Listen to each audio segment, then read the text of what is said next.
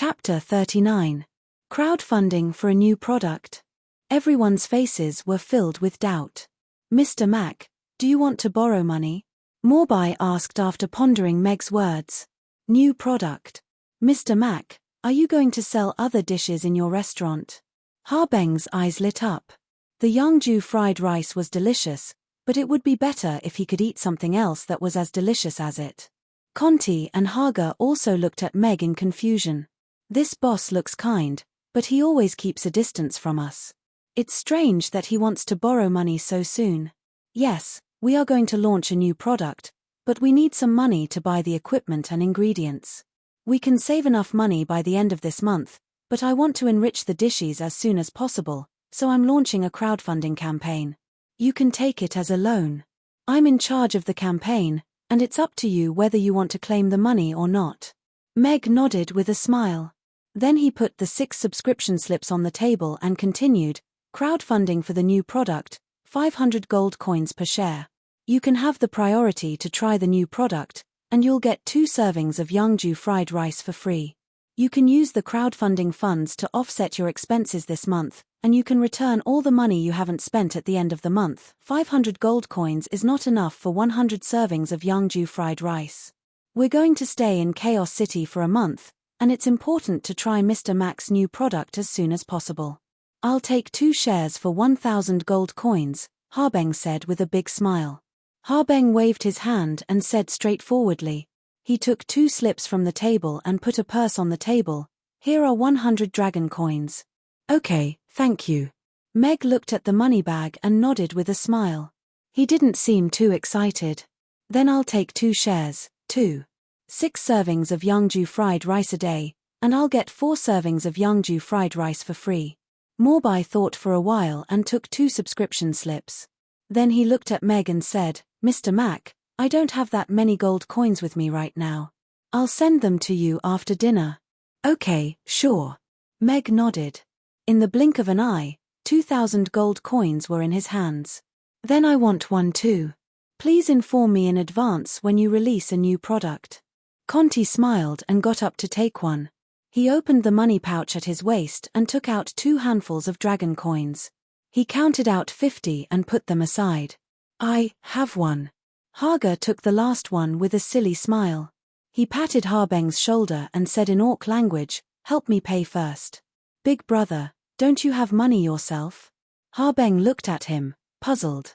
Spending other people's money first makes me happier, Haga said with a silly smile. Harbeng was speechless. He could only take out another 50 dragon coins and put them on the table. Why did he feel that his elder brother had changed? Amy looked at the small mountain of glittering dragon coins on the table with her mouth slightly agape as she asked Meg, Father, are all these dragon coins ours? Meg shook his head with a smile and said, No, these are the funds raised by the customers for the launch of the new product. They're just temporarily with us so that Amy can eat the new delicacies as soon as possible. That loud voice is very obedient today. Amy looked at Harbeng with appreciation and then began to count the dragon coins happily. Harbeng was a little happy to be praised by a little girl, but then he felt that something was a little strange, so he could only laugh dryly. Mag looked at the 4 of them with a smile, and said, Thank you for your generous pledges. I will speed up the launch date of the new product, and inform all of you about the progress of the new product as soon as possible. If nothing goes wrong, it should be launched in these 2 days. It's okay. I trust Mr. Mac's cooking skills. Harbeng waved his hand dismissively and then asked curiously, Is there meat in the new product? The big ones. I like to eat meat in big bites. There is meat. You can try the rest when it's launched, Meg said with a smile, continuing to maintain the mystery of the new product. As long as there is meat. Let's make the Yeongju fried rice first. I'm really hungry this time. Although Harbeng was curious, he didn't force Meg since he didn't want to tell him.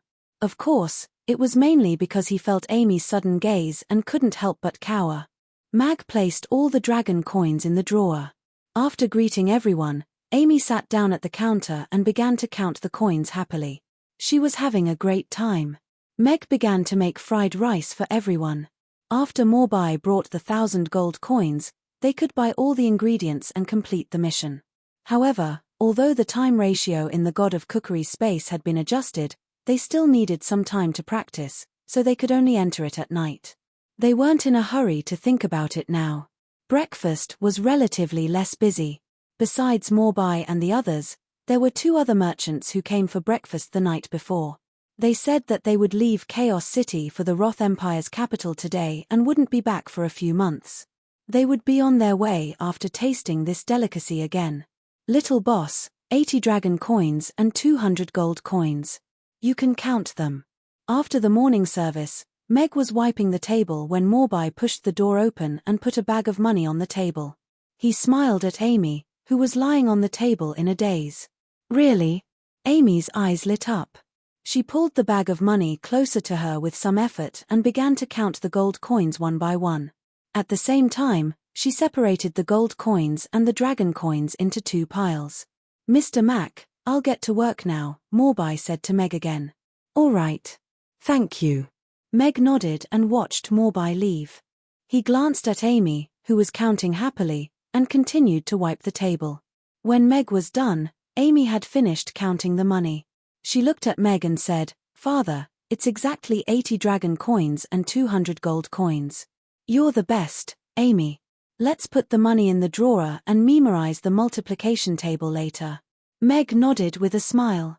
After 2 days of practice, Amy had almost completely mastered the multiplication table. Amy looked at Meg and said with a worried expression, But father, I found a secret. Don't be sad. It seems that some of the money we put in the drawer has been stolen. I counted more yesterday, but when I woke up this morning, I found that half of it was missing. Meg was a little surprised. He didn't expect Amy to remember how much money came in every day. She was even worried that he would be sad if the money was stolen. He smiled and explained, It wasn't stolen. It's because I need to buy ingredients to make fried rice, so I spent some money. So the money in the drawer will decrease every day, but it will definitely increase. I see. Then let's put the money in and buy a new dish, Amy said expectantly, her happy expression returning to her face. Okay. Meg helped put all the money in the drawer and said directly in his mind, Buy ingredients worth 3,000 gold coins. Chapter 40. Mission Reward, 1 large Irugiamo experience bag. Host, please enter the test field for the God of Cookery as soon as possible. As soon as the system finished speaking, a glittering experience bag appeared in Meg's mind. System, give me a fancy hair-tying experience bag, too. Meg said in his mind. He had raised 3,000 gold coins today, so he still had 400 gold coins left. He had bought 1,000 sets of ingredients, so he didn't have much to spend in a short time. A hair-tying experience bag was just right. The system needs to calculate whether the host can purchase other experience bags. The system seemed to be a little hesitant. 120 gold coins. I'll pay in cash, Meg said calmly. 120 gold coins have been received. The fancy hair-tying experience bag is ready. Please accept it. A line of words floated across the system, and a blue experience bag appeared in his mind. The money is collected pretty quickly. Meg complained in his mind. He opened the blue experience bag, and a stream of information flowed into his mind. It took him a minute to organize everything. There were hundreds of ways to tie up hair in his mind. Single ponytail, double ponytail, ponytail, bun. As long as the name came out of his mouth, he knew how to do it. The experience bags from the system were really useful. 120 gold coins was 12,000 gold coins on Earth. It was a little expensive, but to make Amy happy, Meg thought it was well worth the money. Father, let's go out and play. We won't have customers until noon, right? Amy gently tugged at Meg's sleeve, her little face full of expectation. Amy was at an active age, so it was very sensible of her to stay in the restaurant and help collect money during business hours. Of course, Mag couldn't refuse such a request. He nodded with a smile and said, Okay, but before we go out, let's tie up Amy's hair first. Really? Amy's bright blue eyes immediately widened upon hearing this. However, a hint of suspicion and uneasiness appeared in her eyes as she asked, But father, are you going to tie up my hair like you did yesterday? Thinking of how her father had tied her hair up yesterday morning, it looked like a big bump on her head. Amy felt that if she went out looking like that, she would definitely be laughed at by the other children. When Meg thought of the steamed bun from yesterday, his expression turned awkward. He looked at Amy sincerely and said, "Of course not. I just thought of a super nice hairstyle. It will definitely be very suitable for you. Can you trust your father one more time?" Amy stared at Meg's face for a while, then reluctantly nodded and said, "Okay, then I'll give father another chance. If it doesn't work, I'll let father learn from teacher Luna." "All right." Meg smiled and nodded. However, learning from teacher Luna did not exist. He had hundreds of fancy ways to tie up hair in his head. Perhaps in the future, teacher Luna would ask him for advice. Meg cut the purple strip of cloth that Amy had brought over yesterday into two, then took a comb and began to tie up Amy's hair. As for which hairstyle to choose, Meg did not get confused by the number of hairstyles he had to choose from. She was a little lowly, so twin ponytails were justice. However, in order to show off his skills, Meg decided to change to the more difficult twin ponytails. Amy sat obediently on the high stool, her eyes constantly looking up with some suspicion and some anticipation. However, Meg had confiscated the small mirror, and he would only show it to her after he was done. With the experience in his head, Meg did not feel as nervous as yesterday when he tied up Amy's hair. Although he still could not do it smoothly, he slowly divided her hair according to the steps, braided her hair into two small braids, and then tied them with a purple hair tie. The twin ponytail hairstyle was done. Meg withdrew his hands and took 2 steps back to look at Amy. Her silver hair was braided into 2 delicate little braids that hung in front of her, and the purple hair tie at the end was tied into a small bow. On her delicate face, her big blue eyes were blinking, and coupled with the black lowly dress, she was simply adorable. Amy lowered her head to look at the braids hanging by her side, then looked at Meg expectantly and asked, "Father, do I look good?" "Amy, take a look for yourself." Meg did not answer. He smiled and took a mirror from the side and placed it directly in front of Amy. Wow! Amy looked at herself in the mirror with her mouth wide open. She blinked a few times, as if she could not believe that the person in the mirror was really herself. After a while, she looked away from the mirror and looked at Meg with admiration and said, "Father, this hairstyle is so beautiful. It's even better than teacher Luna's. You're amazing. This is nothing. Father will change your hairstyle every day in the future. Come on, let's go out." Meg nodded calmly and carried Amy down from the high stool. He took off his apron and put a few gold coins in his pocket. Then, he held her little hand and walked out of the door. Amy played with her little braids with one hand and looked up at Meg. She thought to herself, "Father knows everything. He's really amazing." Feeling the little lowly's admiring gaze, Meg had a calm expression on his face. In fact, he was very happy in his heart. The 120 gold coins were really worth it. "Father, look, that stupid bird is wearing leaves. It doesn't seem to have any feathers." When they passed by the magic potion shop, Amy stopped and pointed at the birdcage on the side in surprise. Meg turned his head to look in surprise. The crow with the foul mouth from the other day was actually still alive. The broken birdcage had been replaced with a new one. The crow's entire body had been burnt to the point that only a tuft of hair remained on its head. 2 leaves were wrapped around its body like a loincloth to cover its private parts. It stared at the 2 of them with wide eyes, looking extremely comical. "Lowly, you 2 bastards, you burned down this king's palace and burned my gorgeous royal robes. What else do you want now?" the black crow said angrily. However, his voice today clearly sounded a little fierce. "Stupid bird, be good. Otherwise, I'll burn you with fire." Amy looked at the crow with a stern face and said seriously, "Stop, stop, stop." The crow anxiously jumped a few times on the crossbar and flapped its wings. "Forget it. Seeing that you're quite cute, this king will allow you to call me Foma Odin Ben. In the future, you don't have to salute me when you see me. You don't have to pay for my royal robe and palace."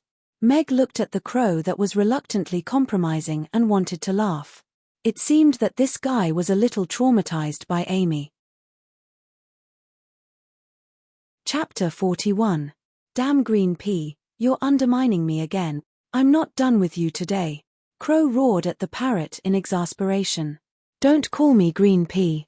The parrot was a little unhappy, but it still pointed at the bottom of the cage and said, also, your clothes fell off.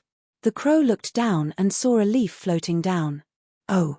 Its eyes widened, and it quickly covered its body with its two featherless wings as it exclaimed, excuse me, sir, can you pass me my clothes? Hee. Amy laughed happily when she saw this scene. She walked over and picked up the leaf on the ground, and said with a smile, Charcoal, your clothes are now in my hands. If you're obedient, I'll return them to you. If not, I'll take them away. I. Charcoal looked at Amy with a conflicted expression. At this moment, a cool autumn wind blew from afar, and it couldn't help but shiver. Looking at the leaf in Amy's hand, it immediately nodded and said, be obedient. Okay, then you have to keep your word. Amy nodded happily. She stood on her tiptoes and wanted to hand the leaf over, but the birdcage was hanging a little high, and she was still far from reaching it. She couldn't help but look a little anxious. This will do. Meg bent down and lifted Amy up to the same height as the birdcage. Father is so nice. Amy happily kissed Meg's cheek, and reached out to hand the leaf over to the birdcage. She smiled and said, here you go, stupid Charcoal. I accept your kindness. Charcoal opened its mouth and took the leaf from Amy's hand, and wrapped it around its body again. Goodbye, Charcoal, green pea. Amy got down from Meg, waved at the two birds, and followed Meg forward. Goodbye, but I hope you can call me Sunny next time, Green Pea said. She seems quite cute. Then this king will reluctantly accept her request. Charcoal looked at Amy's back and muttered reluctantly. After leaving the magic potion shop, Meg held Amy's little hand and walked into the Aiden Square. The circular Aiden Square was very large, and apart from the huge circular square in the center, the rest of the area was divided into different areas with unique sculptures and gardens. It was said that the Aiden Square was a huge map of the Norland continent. Chaos City was in the center, and the other races were all around it. The further east they went, the livelier the square became. A lava demon child with fiery red cracks all over his body ran past them. His hair was burning like a torch. Behind them, a troll child with a blade of grass growing on his head chased after them.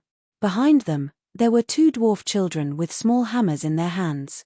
In Chaos City, parents couldn't even guess what kind of playmate their children would find after letting them out. And when those children passed by Meg and Amy, they couldn't help but slow down and turn to stare at Amy for a while. Every time this happened, Meg would give them a warning glare with a stern face, and then turn to block their view of Amy. What a joke. This was his daughter. He couldn't let those fellows have their eyes on her.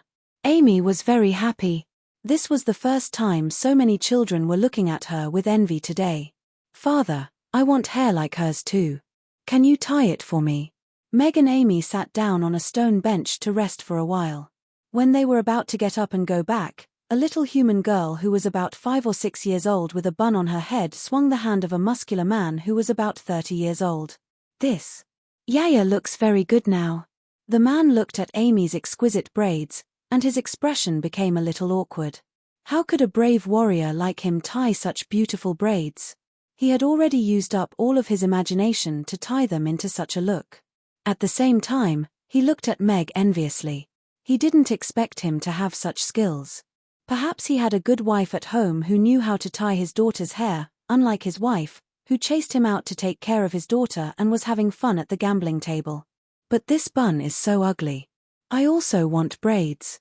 The little girl touched the bun on her head with disdain. She pointed at Amy enviously, and said, I want it like this. I want it. Then, she burst into tears. Be good, Yaya. I'll buy you something delicious and fun later, okay? The man reached out to wipe the little girl's tears, and gave Meg a resentful look. Meg looked sympathetically at the man who was frantically comforting the little girl. Fortunately, he didn't let Amy go out with the bun on her head yesterday.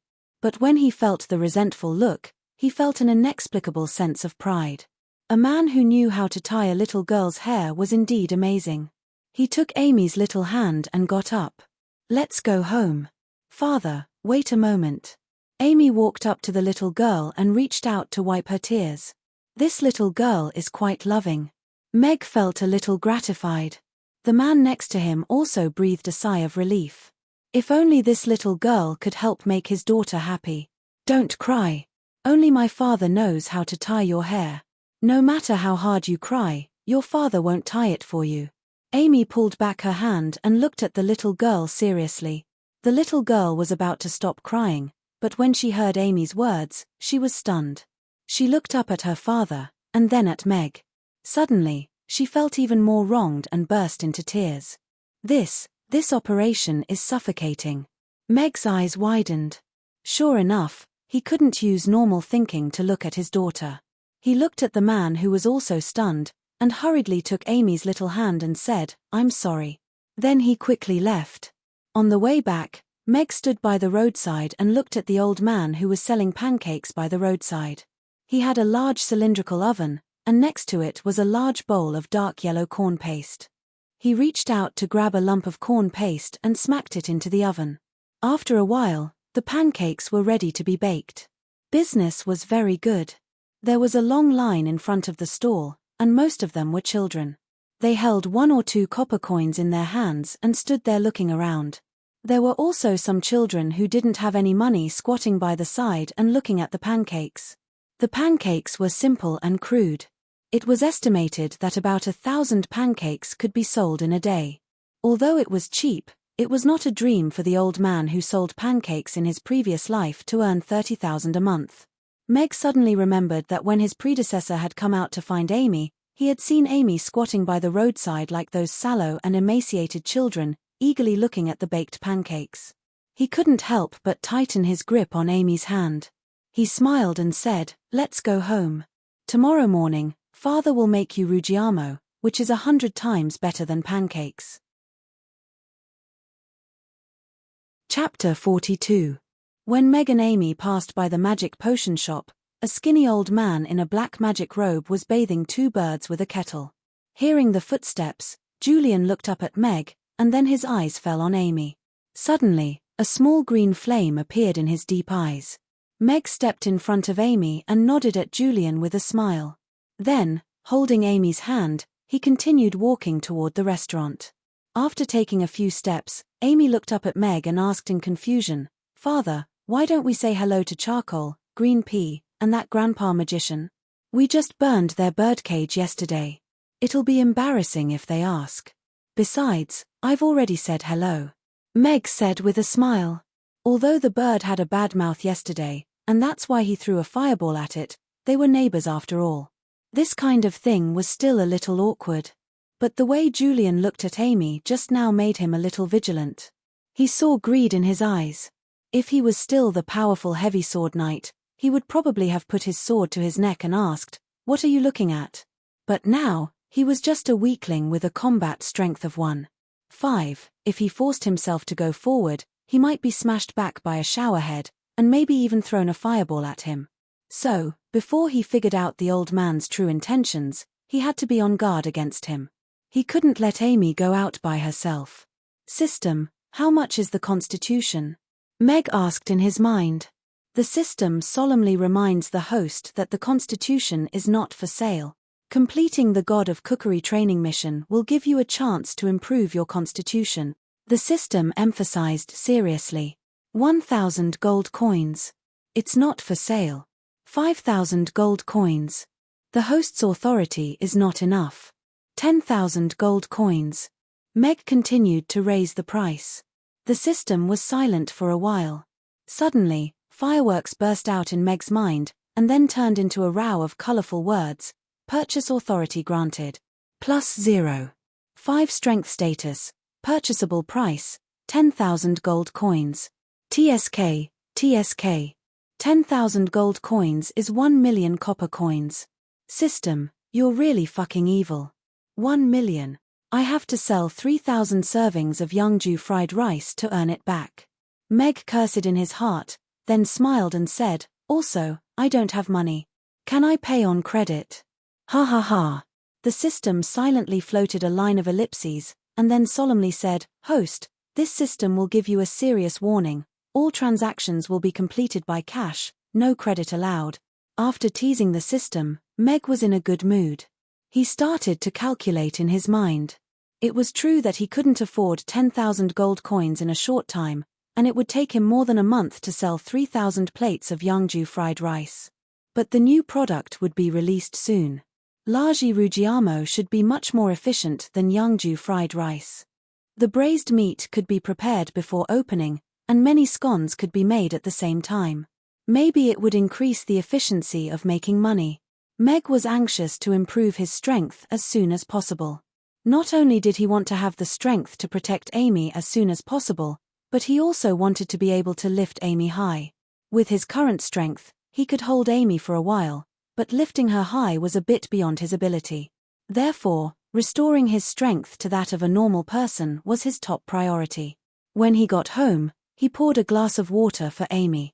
Looking at his watch, it was already 11 o'clock, so he prepared to go into the kitchen to finish their lunch. "Father, come here quickly. Ugly duckling seems to be hatching." Amy's excited voice came from behind the counter. "So soon?" Meg walked over, a little surprised. Amy, who was squatting on the ground, looked up at him, put a little finger in front of her mouth, and whispered, "Sure, father, come over quietly. Don't scare ugly duckling. I heard it just now. I'm sure it will hatch soon." "Really?" Meg was a little skeptical. "It shouldn't be hatching season now, right?" "Really? If you don't believe me, you can listen." Amy nodded seriously. Meg walked over quietly, squatted down, and listened carefully for a while, but he still didn't hear anything even after a long time. He wondered if Amy was too excited and misheard. When he was about to get up, he suddenly heard a rustling sound, and his body stopped. It sounded like a kitten scratching the wall with its claws. Listening carefully, it sounded a little like a hard beak rubbing against an eggshell. It only sounded 3 times before it disappeared. "Is it? Father, is ugly duckling about to hatch?" Amy looked at Meg expectantly and happily. "Yes, it will probably hatch in a few days." Meg nodded. He was a little surprised by how fast it was hatching. He just didn't know what it would hatch into. He reached out to touch Amy's head, got up, and said, "I'm going to cook. Amy, continue to watch." "Okay," Amy responded. She reached out to cover Big Egg with the small blanket, and continued to squat on the ground to watch. Meg and Amy had lunch first. After washing the dishes, the restaurant opened as usual. Morbai was still the first to arrive, followed by Harbeng and the others. There were also some familiar faces that he had seen in the past few days. They all smiled and called Meg Mr. Mac. At the end of the evening, Amy told Meg about the day's turnover. A total of 90 plates of Yangju fried rice were sold, which should be the limit of the Yangju egg fried rice that Meg could make in a day. Thanks to word of mouth, the restaurant now had a stable number of customers.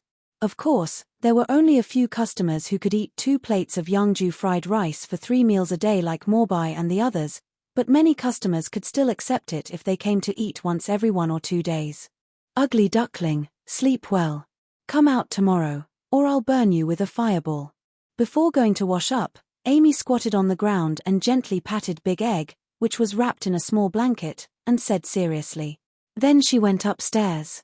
Mag wiped the table with a smile on his face. If the little thing in the egg could understand what he was saying, it would most likely be trembling right now. After cleaning up the restaurant, when Meg went upstairs, Amy was already asleep. He tucked her in, took a shower, changed into his pajamas, and lay down on the bed. Closing his eyes, Meg skillfully opened the experience bag for Laji Rujiamo. He quickly digested the experience bag about the traditional way of making Laji Rujiamo, from the handling of the ingredients to the use of the ingredients to the steps of making it. Now he just needed to practice it. Chapter 43. What mission are you talking about? The system asked, seeming a little confused. I'm about to enter the test field for the god of cookery. Shouldn't there be a mission to learn how to make Laji Rujiamo in 1 night and give me a reward? Meg said matter-of-factly. The system doesn't have any mission for now. Please make your own choice, the system answered calmly. If there's no reward, then I won't be happy to learn. Meg didn't seem to care. After you open the experience bag, the test field for the God of Cookery will disappear in 24 hours. Please do as you please, the system also said indifferently. Wow, the system has improved. Meg raised his eyebrows. Was this the system's resistance? Looking at the 24-hour countdown on the door of the test field for the God of Cookery, Meg didn't want to talk nonsense with the system. He directly opened the door with his consciousness. Then, just like last time, his consciousness was sucked away. When he opened his eyes again, he was already in the enclosed kitchen. Meg looked around and saw a large circular oven in the corner of the stove. Its shell was made of silver stainless steel, and it was an electric oven. It was similar to a traditional charcoal oven, except that it was more convenient. I can bake at least 15 bhaji buns in this oven. It's indeed much faster than making Yeongju fried rice. Meg walked over and opened the lid to take a look. He nodded with satisfaction. There was a spice box beside him. Meg opened it. Bay leaves, cinnamon, big spices, all the spices needed for braised meat were there. There were several bags of flour in the cupboard, half a cabinet of streaky pork in the fridge, and a small pile of pork ribs. Well, it's time to show my real cooking skills. Meg washed his hands and took a big piece of streaky pork from the fridge. After washing it, he cut it into 15 centimeters long and 10 centimeters wide pieces. Then he put them in a big vat, added all kinds of spices, and put them aside to marinate. This marinating process required more than a day, but since it was in the God of Cookery's space, this time was automatically erased. After 5 minutes, the marinating process was completed. After putting the marinated meat into the pot, all kinds of spices and condiments were added. After boiling, the foam was removed, and the meat was stewed for 2 hours. With this, the cured meat was ready. During the braising process, Meg began his first experience with flour. After practicing Yeongju fried rice for tens of thousands of times, Meg's knife skills were enough to handle 80% of the situations in the kitchen. However, kneading dough was different. It was not only technical work, but also physical work. Although the system would give him a fixed amount of stamina every hour, kneading dough was too strenuous. After more than 10 minutes, he would need to rest for a while before he could continue. His current physical condition was too terrible. It took him more than an hour to knead a ball of dough. After kneading the dough, he put it aside for half an hour. Then he took out small pieces of dough and pulled them into thin strips one by one. He smeared agarwood oil on them and sprinkled some salt and pepper on them. After that, he rolled them into a pancake and rolled them into a round shape with a rolling pin. After heating the oven, he put the pancake on a baking board and stood it on the wall of the oven until it was cooked. He roasted 16 bhaji buns in one go. Meg took a cooked bhaji bun out of the oven and looked at it. Because it was his first time making it, the shape was a little crooked and cracked. It was not very successful. The braised meat was almost ready. When he opened the lid, the aroma of the braised meat rushed out. The light brown braised meat looked good, but a few pieces had fallen apart. It still needed to be improved. Thinking of the rujiamo he had eaten in Xi'an in his previous life, and the comments and requests he had written on his Weibo had now become requests for himself, his expression became a little strange. Sure enough, this is karma. It's all on me. I don't know how long it will take to make that kind of rujiamo. After that, Meg began to make the largi rujiamo again and again, monotonously. However, after his last experience, he was now as calm as still water. He didn't feel uneasy at all because he had to stay in the closed kitchen for a long time. He didn't know how many times he had made it. When the countdown on the wall pointed to the 335th day, Meg skillfully took a bhaji bun out of the oven. He gently cut the edge of the bun with a thin knife in his hand. Then he picked up a piece of largi meat from the pot and put it on the chopping board. He chopped it up with a kitchen knife and stuffed it into the opening of the bhaji bun. Then he poured a small spoonful of largi sauce over it. A steaming largi rujiamo was ready. System, it should be ready this time, right? Meg asked expectantly. According to the host's comments and requests in his previous life: 1. Fragrant meat, thin without leaving any residue, fat without being greasy, achieved.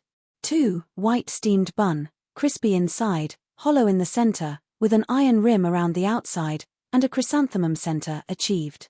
3. Fragrant meat, crisp steamed bun, soft scoop, and full of oil when bitten achieved. Congratulations to the host for achieving the 3 requirements of Largi Ruggiamo.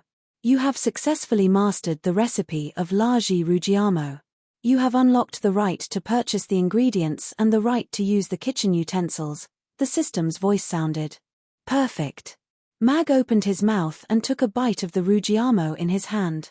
The crunchy by G bread had become a little soft after soaking in the gravy.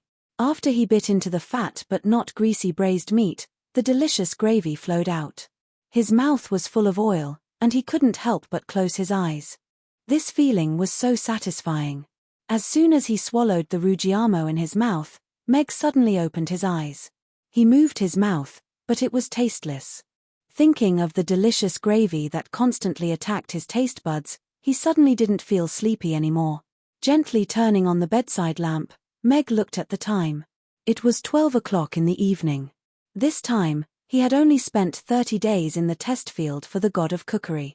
He had spent most of his time practicing making baiji bun, so only 2 hours had passed in the real world. After getting out of bed and putting on his shoes, Meg changed into his chef's uniform. Quietly turning off the light, he went downstairs into the kitchen. As expected, there was a new oven in the corner of the stove. Spices and condiments were all prepared. The refrigerator, which was originally stuffed with all kinds of ingredients for Yeongju fried rice, now had a separate area for streaky pork. The layout was the same as in the test field for the god of cookery. Meg took an apron from the side and put it on. Then he took out 2 large pieces of streaky pork from the refrigerator. After washing them, he cut them into pieces and put them in a large vat. Then he added all kinds of spices and condiments to marinate them. After all, in the real world, the system wouldn't directly skip the marinating step for him. Although it took him 1 night, it should be ready by tomorrow morning. He could make an authentic Largi Ruggiamo for Amy for breakfast. Chapter 44. On his way upstairs, Mag heard the egg rustling under the blanket again. He looked back, and a smile appeared on his face. He wondered if he was frightened by what Amy had said just now. After a good night's sleep, Meg was woken up by the alarm clock under his pillow at 5 o'clock the next morning. He turned it off as fast as he could, got out of bed quietly, changed his clothes, washed up, and went to the kitchen to make the braised meat. The braised meat needed to be braised for 2 hours, so he had to get up early. Although Meg's dough kneading skills had improved, it still took him a long time to knead 2 large portions of soft dough. Meg had practiced countless times in the test field for the god of cookery until he could make a Largi Ruggiamo that satisfied even him, who was the pickiest person in his previous life. He was very serious. The streaky pork that had been marinated for an entire night still needed some time, but this morning, apart from him and Amy, he was only going to make a few for Morbai and the others to try. Of course, when it was written on the menu and sold to the public, all the conditions had to be perfect. Maintaining the stability of the dishes was one of the basic requirements of a Michelin restaurant, and now it was also Meg's requirement for his own restaurant. Of course, he still had to collect money. Letting them taste the new dish in advance was one of the conditions of the crowdfunding. Meg, wearing an apron, had a serious expression on his face. He neatly picked up the large piece of streaky pork from the pot, and strictly followed the best steps and time he had summarized yesterday, as well as the amount of seasonings and spices used. After turning down the heat, he began to knead the dough to make the dough. Kneading dough was indeed a strenuous job. Fortunately, Meg had slowly figured out a method in the test field that could save a bit of effort and still make the dough well. However, he still kneaded the dough for an hour, even though he had to rest twice in between. When the dough was ready, Meg put it aside. He was not in a hurry to bake it. He glanced at his watch. It was already 7:05. The braised meat would cook for another 15 minutes, but Amy, who was usually up at this time, was not. He had to wash his hands, take off his apron, and go upstairs. Meg entered the room. Amy's eyes were closed, as if she was still asleep. However, her slightly trembling long eyelashes and the corners of her mouth that were about to burst into laughter showed that things were not that simple. It seems that the little fairy is still asleep. How can I wake her up? Meg stood by the bed, trying not to laugh, and looked a little distressed. Amy secretly opened her eyes, and took a look at Meg's eyes, then immediately closed her eyes. She turned her face slightly, and said, "The little fairy said she won't wake up until father's time." "Oh, Amy, SIC single quotes, Meg can, Amy, Megs's, Amy's. The little fairy's Amy suddenly opened her eyes, opened her arms, and wrapped them around Meg's neck. She giggled as she stood up. After standing up straight, she looked at him with joy and expectation, and asked, "Father, are the pancakes that are 100 times better than the pancakes ready?" "Almost, but they're the best when they're fresh out of the oven. Amy, change your clothes, wash up, and go downstairs. They should be ready soon." Meg smiled and nodded. He felt that he was full of happiness since the morning. He looked at the black dress beside him and said in his mind, "System, I want to buy a purple dress, the cuter kind. I'll pay in cash." This time, the system didn't even say anything. A page of hundreds of little dresses appeared in Meg's mind, from top to bottom, and the prices ranged from 1 to 500 gold coins. "I'll take the one that costs 10 gold coins." Meg looked at the dress that was inlaid with amethysts and priced at 500 gold coins. He really didn't like this style, so he bought a purple dress with a redbud flower embroidered on the chest and a layer of tulle on the outside. "Okay, Amy will change right away." Amy's eyes lit up, and she nodded repeatedly. "I've prepared new clothes for Amy. See if you like them."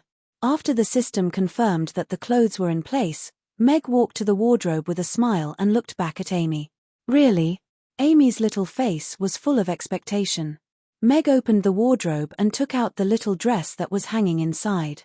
He walked to the bedside, held it in front of him, and said with a smile, "Do you like it? It's so beautiful, and it's purple." Amy likes it very much. Amy looked at the little dress, and her eyes were full of surprise. She jumped on the bed happily and tiptoed to kiss Meg's face.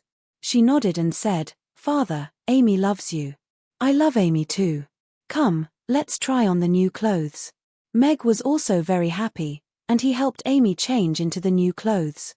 There were some beautiful patterns on the upper body, and the redbud flower embroidered on the chest was very eye-catching. There was also a layer of purple tulle on the hem of the pleated dress. Amy turned around on the bed and looked down at the purple tulle floating in the air. Her face was full of surprise, and she played with it for a while before stopping. Meg looked at Amy, who looked as cute as a little angel after changing into the little dress. He smiled and reached out to pat Amy's head. "Let's go. Put on your shoes and go wash up. Father will make you some pancakes downstairs." "Okay." Amy nodded obediently. She went down the stairs, put on her white shoes, and went to wash up. Meg sneaked a glance at Amy, who was squeezing toothpaste for herself. It seemed that she wouldn't have to worry about washing up in the future. Only then did he go downstairs. Mag turned off the fire for the braised meat that was just right on time, and placed the uncooked dough on the preheated oven. He thought for a while, and placed 16 of them at intervals, which would fill up the entire oven. After a while, Amy came downstairs after washing up. She stood at the kitchen door and looked inside. She had already smelled the rich and tempting aroma of the braised meat. She sniffed hard and said curiously, "It smells so good. Father, what is this? It tastes completely different from the rainbow fried rice." "Amy, take a seat first. You'll know in a while," Meg said with a smile, keeping her in suspense. "Okay. I'll go check on Ugly Duckling first." Amy nodded. She turned around and walked behind the counter, squatted down, and listened for a while. Then she patted the little blanket gently. "Ugly Duckling, get up now. Come out obediently today, or I'll roast you and eat you right now." Rustle, rustle. The quiet big egg suddenly made a sound, sounding a little anxious. "Yes, that's right. Keep up the good work." Amy nodded and encouraged it. The rustling sound became more urgent, as if it were afraid that it would be roasted and eaten if it didn't act more actively. In the kitchen, Meg shook his head with a smile. Although he thought his daughter was very cute, the little guy in the big egg was a little pitiful. He slid the thin knife in his hand across the edge of the bhaji bread, picked up a piece of braised meat from the pot, put it on the chopping board, and stuffed it all into the Ruggiamo. Then he poured a small spoonful of Laggi sauce over the meat, and an authentic Laggi Ruggiamo was ready. Chapter 45. Coming. Amy immediately got up and climbed onto a chair. She stared at the steaming Ruggiamo in Meg's hand. There seemed to be something in the white flatbread. The alluring aroma made her swallow her saliva and stare at it greedily. Meg put the plate in front of her and handed the Ruggiamo to her with the top facing up. "Be careful, it's hot," he said with a smile. "Eat with this side facing up. There's a little bit of gravy in it." "Okay." Amy nodded and grabbed the edges of the Ruggiamo with her two little hands. Her attention was completely drawn to the white flatbread with cute little circles on it. Her eyes lit up. "It's so beautiful." The flatbread was filled with braised meat, and the aroma was the same as the braised meat. Amy was already hungry, and after smelling the aroma, she became even hungrier. She held the Ruggiamo with both hands and took a bite. Crunch! Remi's eyes lit up as she took a bite of the 2 layers of crispy by G bread and the delicious braised meat. The white flatbread was so soft that it didn't take much effort to bite into it. It tasted sweet and delicious, unlike the pancakes, which made her teeth ache after a while. The taste was also far inferior. And the most delicious part was the meat wrapped inside. With one bite, delicious gravy gushed out from the soft meat, making the sweet biscuit even more delicious. It was simply too delicious. "Does it taste good?" Mag asked expectantly at the side. "Yes, it's so good. It's 100 times better than the pancakes. No, 1,000 times, or even 10,000 times better." Amy looked at Meg and nodded vigorously. She took another big bite of the Ruggiamo and chewed happily with a happy smile on her face. "That's good. There's more if you like." Meg nodded and smiled. Looking at Amy, who was holding the Ruggiamo like a little squirrel and chewing the crispy Ruggiamo with a happy smile on her face, Meg felt a sense of accomplishment. He felt that working tirelessly for 3 months in the training field, getting up in the middle of the night to marinate pork, and getting up at 5 in the morning to make Ruggiamo, was all worth it. Because he wanted to protect this smiling face forever. Watching Amy eat more than half of the Ruggiamo, Meg went into the kitchen and took out a freshly baked bhaji bun to make a Ruggiamo. He took a bite. The soft and sweet bhaji bun was filled with juicy streaky pork. Although the meat was fat, it didn't feel greasy at all. The delicious gravy was paired with the sweet bhaji bread, which constantly attacked the taste buds. This feeling of having a mouthful of meat was really too satisfying. After swallowing, the taste of the braised meat still lingered in the mouth. Delicious. No wonder it's made according to my requirements. This is the real Laggi Ruggiamo. Mag's eyes lit up, and he took another big bite. He was used to eating all kinds of ingredients cut by the delicate knife skills of the Yangju fried rice. Eating something equally delicious could also relieve his tiredness of taste. "Father, I want to eat one more." After finishing the Ruggiamo, Amy opened her little hands and looked at Meg. Her little face was full of excitement and expectation. "Okay, I'll make another one for you." Meg nodded with a smile. He put aside the half of the Ruggiamo in his hand. As he made another Ruggiamo for Amy, he asked in his mind, "System, how much do the ingredients for a Ruggiamo cost? Also, can you provide me with some small brown paper bags? That way, customers can carry them easily. If they're in a hurry, they can eat while walking. It would be best if the name of the restaurant could be written on them. For the logo, use Amy's photo. Just her back will be fine. By the way, it's paid. Don't be nervous. The streaky pork is made from the pork ribs of the shadow boar, which are unique to the forest troll's territory." The system began to talk about the origins of the ingredients. It was so detailed that it even wanted to explain to Meg where the salt came from. "I don't want to listen to you. I know these ingredients are extraordinary. You just want to sell them at a higher price. Just tell me how much they cost." Meg interrupted the system. The restaurant was going to open soon. He didn't have time to listen to the system dawdling. An ellipsis appeared in the system's mind. After a moment of silence, it said, "The cost of ingredients for a Ruggiamo is 80 copper coins. If the host needs a large number of custom-made bags, 10 copper coins for a high-end custom-made bag. Who sells Rugiamo bags for 10 yuan? No, 5 copper coins. Take it or leave it. Meg curled his lips. The ingredients were worth the price, or rather, it was worth it. But he wouldn't sell a bag for 10 copper coins. How about 8 copper coins? The system asked tentatively. 4, Meg answered calmly. Okay, 5. Deal. The system answered decisively this time. The bags are being custom-made. They can be delivered in 5 minutes. Okay. Meg raised his eyebrows. He was good at bargaining. He calculated in his mind. The ingredients were 85 copper coins, so 300 copper coins for a Rugiamo. It was more convenient than Yangju fried rice. As for rounding the price, of course, it was to make it easier for Amy to earn money. 1 Rugiamo could make 215 copper coins, and 16 Rugiamos in one batch would make 3,440 copper coins. The 2 balls of dough could make at least 64 Rugiamos. Even if he only sold 64 Rugiamos in one morning, he could still make a net profit of 13,760 copper coins, which was much faster than Yangju fried rice. Meg handed the Rugiamo in his hand to Amy, who was anxiously waiting for him. Then he went into the kitchen and adjusted the temperature of the Rugiamo in the oven. It was almost 7:30, and the restaurant was about to open, so he didn't have to worry about wasting the Rugiamo. Now he just had to wait for the system to finish making the bags and make sure they were up to standard.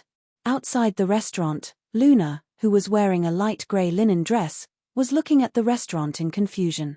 She was wearing a white silk scarf with a lily embroidered on it with gold thread.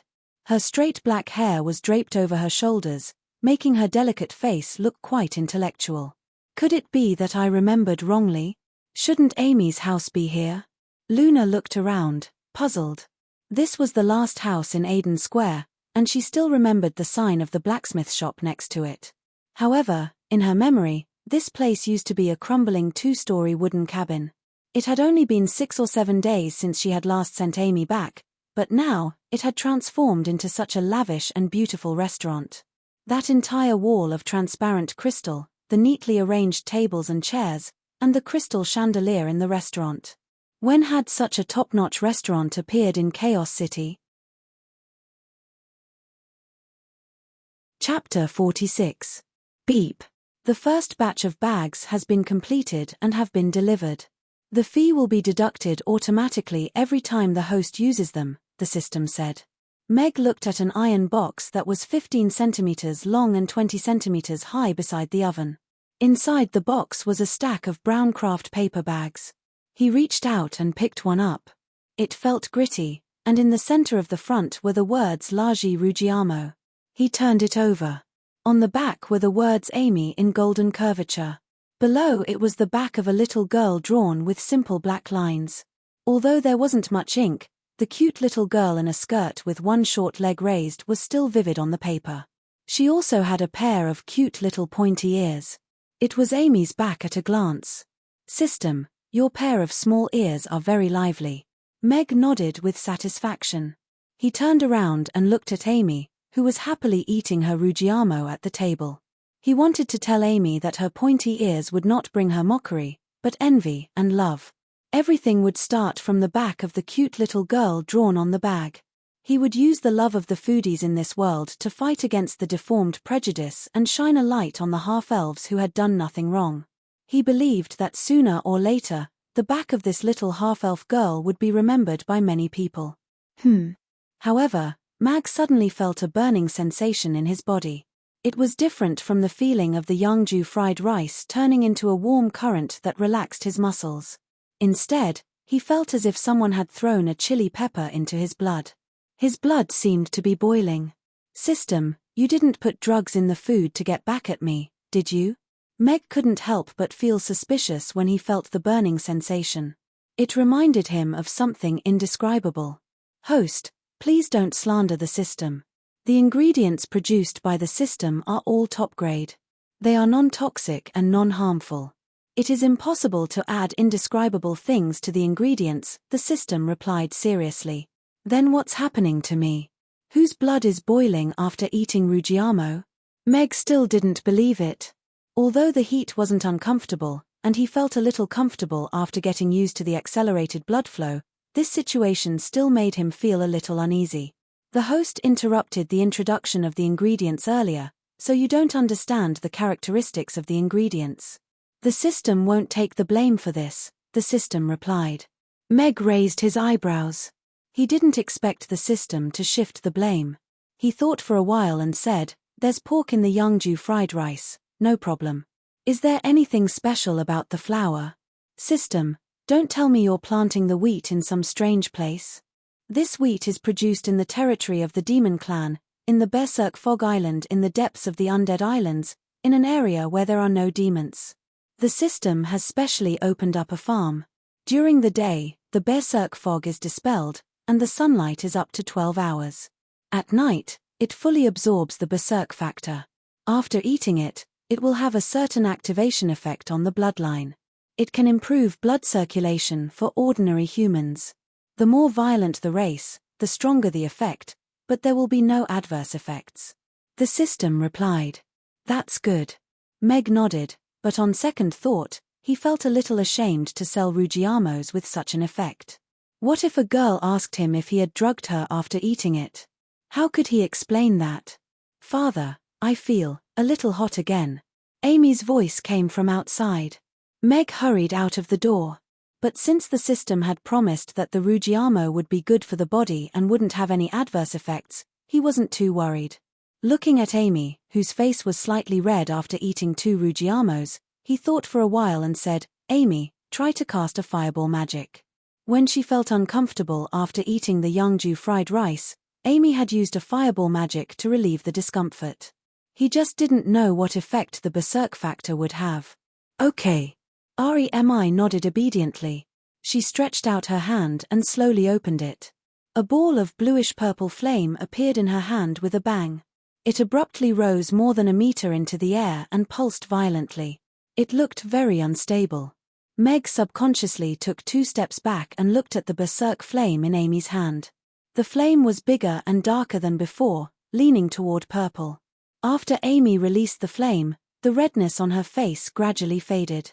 The temperature in the room rose rapidly because of the flame. It was more terrifying than the flame she had released before. "Close." Remi looked at the flames in her hand, which didn't seem to be easy to control. She slowly clenched her hand, and the flames were slowly squeezed together as if they were being caught by an invisible hand. They became a deep bluish-purple fireball in her little palm. This is probably what a genius is like. Meg thought proudly as he watched Amy play with the fireball in her hand for a while and then extinguish it. Moreover, this Berserk factor seemed to be able to increase the power of Amy's fireball, but he still needed to find a chance to verify it. After confirming that Amy had released the fireball and had no other adverse effects, Meg helped her tie her hair into a double ponytail again. She liked this hairstyle, and it would probably take some time before she changed it. After putting the hairbrush in the counter, Meg looked at the time and saw that it was 7:30. He could start business now, so he walked to the door. Meg unlocked the door and pulled it inwards. A girl was standing outside the door. He couldn't help but be stunned. The girl looked to be about 20 years old. She was of medium height and a little thin. She was wearing a light grey cotton dress with a silk scarf embroidered with a golden lily on her shoulder. Her straight black hair was neatly combed. Her face was delicate and pretty, and her black eyes were particularly bright. She looked a little artistic and intellectual. The girl looked like she was about to knock on the door when the door suddenly opened. Her hand froze in midair. She looked at Meg and withdrew her hand a little embarrassedly. However, she still asked graciously, "Hello, is this Amy's house?" Luna was also a little surprised to see Meg come out of the door. "Who is this clean-looking man? Why is he here? He took over Amy's house and opened this restaurant. Could it be?" A bad thought flashed through her mind. Although the Grey Temple was in charge of maintaining order in Chaos City, there were still many things that happened quietly in the dark. Even the Grey Temple couldn't guard against them. "Teacher Luna, why are you here?" Before Meg could say anything, Amy had already run over and squeezed under his arm. She looked at Luna with a pair of eyes full of surprise. She tugged at Meg's apron and said proudly, "This is my father. He cooks very well. Aren't you surprised that I'm updating so early? Well, my dear friends are too awesome today. We've successfully made it to the top of the rankings. Now that we're in 4th place, it wouldn't be right if I didn't update to express my gratitude. Therefore, I resolutely gave up on the other updates and wrote a chapter to show my respect. Then, since we're already in 4th place, why don't we try to make it to the top 3? I've taken a look, and it's only 4,000 recommendation votes away. My dear friends, if each of you has 1 recommendation vote, we should be able to make it to the top. Well, this time, I posted my thoughts here. In fact, I wanted to sincerely invite friends who read the book, Daddy Security Restaurant, outside of the Chijian Chinese Literature Network, to come to the Chijian Chinese Literature Network to bookmark Qingyu and give her a recommendation ticket so that Daddy Security Restaurant could climb a little higher. Chijian is the first website and also the official website, so Qingyu can only see the reviews here and interact with the readers here. If you think this is a book worth supporting, I hope you can come to Chijian and support it to make it to the top of the rankings. This is an extra chapter, so there will be a regular chapter later, and it will be sent to you at the 3rd update. Chapter 47. Upon hearing Amy's voice, Luna's heart was immediately put at ease. When her gaze fell on Amy, she couldn't help but reveal a hint of surprise. Today, Amy was wearing a beautiful little purple dress. The golden red embroidered flower on the chest was very delicate, and her hair was tied into 2 cute little braids on both sides. She looked very skillful at it, and her clean little face was full of joy. The little girl who used to wear old linen clothes and her hair was always disheveled, often squatting in a corner by herself in a daze, making people feel sorry for her, had suddenly become a delicate and cute little princess. While Luna was surprised, she also felt a little gratified. After hearing Amy's introduction to the man next to her, Luna was even more surprised. In her impression, Amy's father was seriously ill. She had seen the father and daughter once from afar. He was wearing a tattered cotton coat full of stains, and he was walking with a hunched back. Half of his face was covered by a beard, and he looked like an old man past his prime. Although she didn't know what kind of earth-shattering changes had happened to this man in just a few days, Luna still nodded politely at Meg, and said with a smile, "Hello, I'm Luna Field. I used to teach Amy mathematics, but I haven't seen her come to school these days, so I came to see her before class today. Hello, Miss Luna. I'm Meg, Amy's father. Thank you very much for taking care of Amy all this time." Meg also nodded with a smile. He could feel a hint of wariness and distance from this smiling girl, and it just so happened that he liked this kind of distance. Teacher Luna, who was often mentioned by Amy, was the person who treated Amy the best in Chaos City. In addition to teaching Amy mathematics, letting her go to class, and combing her hair, she often brought things for Amy to eat. The sensible Amy would bring them back and share them with her father. It could be said that she had given Amy a warm hug when his predecessor was at his lowest, protecting her last bit of innocence. Meg would always remember this kindness in his heart. Although his predecessor did not have direct contact with Luna, he would secretly investigate the people who had contact with Amy. It was not very detailed, but it was enough to eliminate the possibility that they were dangerous. Luna should be from a noble family in the Roth Empire. She came to Chaos City for some reason, and became a math teacher at Chaos School under the Grey Temple. "You're too kind. I'm relieved to see that Amy is fine." Luna smiled and stroked Amy's hair. When she looked at Amy, her wariness completely disappeared. The smile on her face was sincere and gentle, and it seemed to radiate a motherly glow. "Teacher Luna, Amy is very good. Father conjured a beautiful house out of thin air, and made super delicious rainbow fried rice and rugiamo for Amy," Amy said with a smile. She reached out her little hand and held Luna's finger. She turned to Meg, and begged, "Father, can you make a plate of rainbow fried rice for Teacher Luna?" "Of course." Meg nodded with a smile. He looked at Luna, and said, "Miss Luna, if you haven't had breakfast yet, maybe you can come in and have a seat." Well, Luna was a little hesitant. She had not had breakfast yet, but she came to see Amy in the morning. It would take more than 20 minutes to get back to Chaos School from here. If she had breakfast here, she might be late for class. Teacher Luna, eat it. Father's rainbow fried rice is super delicious, Amy said coquettishly as she shook Luna's finger gently.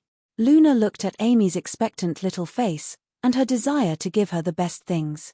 Her heart softened, and she nodded with a smile. Okay, then I'll eat the rainbow fried rice that Amy recommended. Please come in. Meg pressed the door with one hand and stepped aside to let them in. Thank you. Luna nodded politely. She took Amy's little hand and walked into the restaurant. She had a good impression of Meg for holding the door for her, and the smile on his face was kind and distant, which made her feel very comfortable.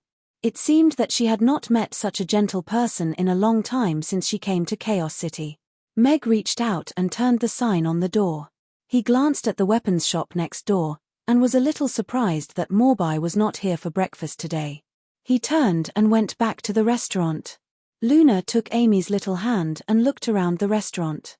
The brown and grey style was very comfortable, and the murals on the wall were a little surprised by Meg's taste and knowledge.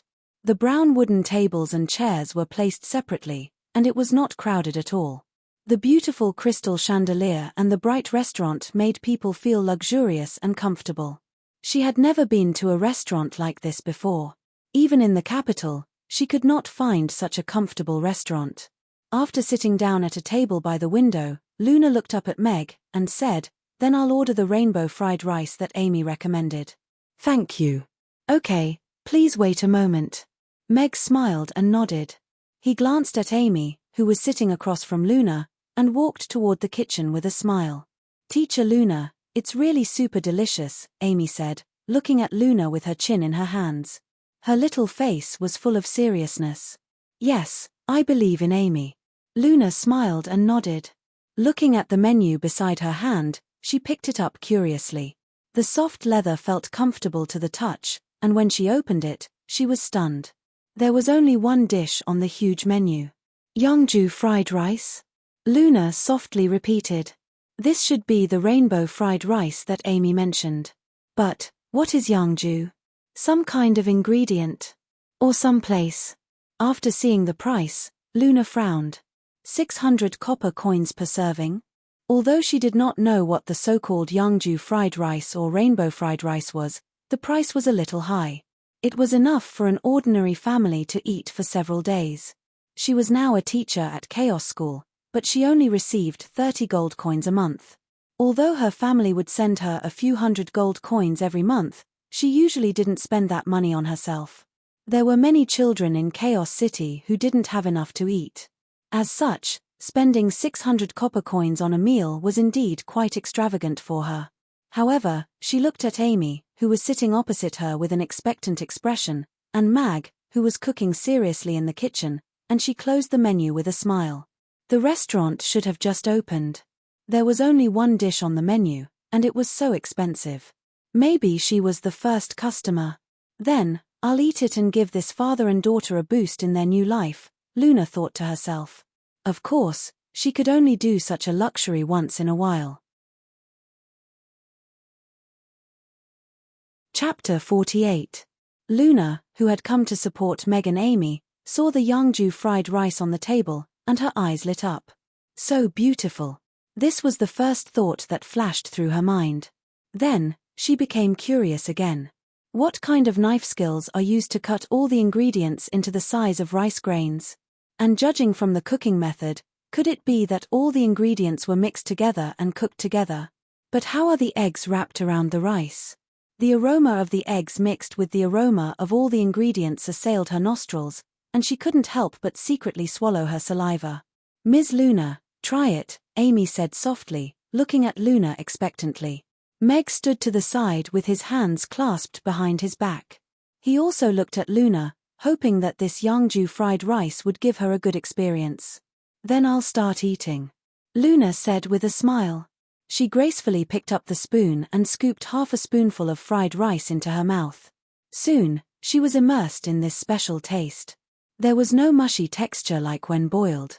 She didn't know what cooking method was used to make each ingredient maintain its own characteristics.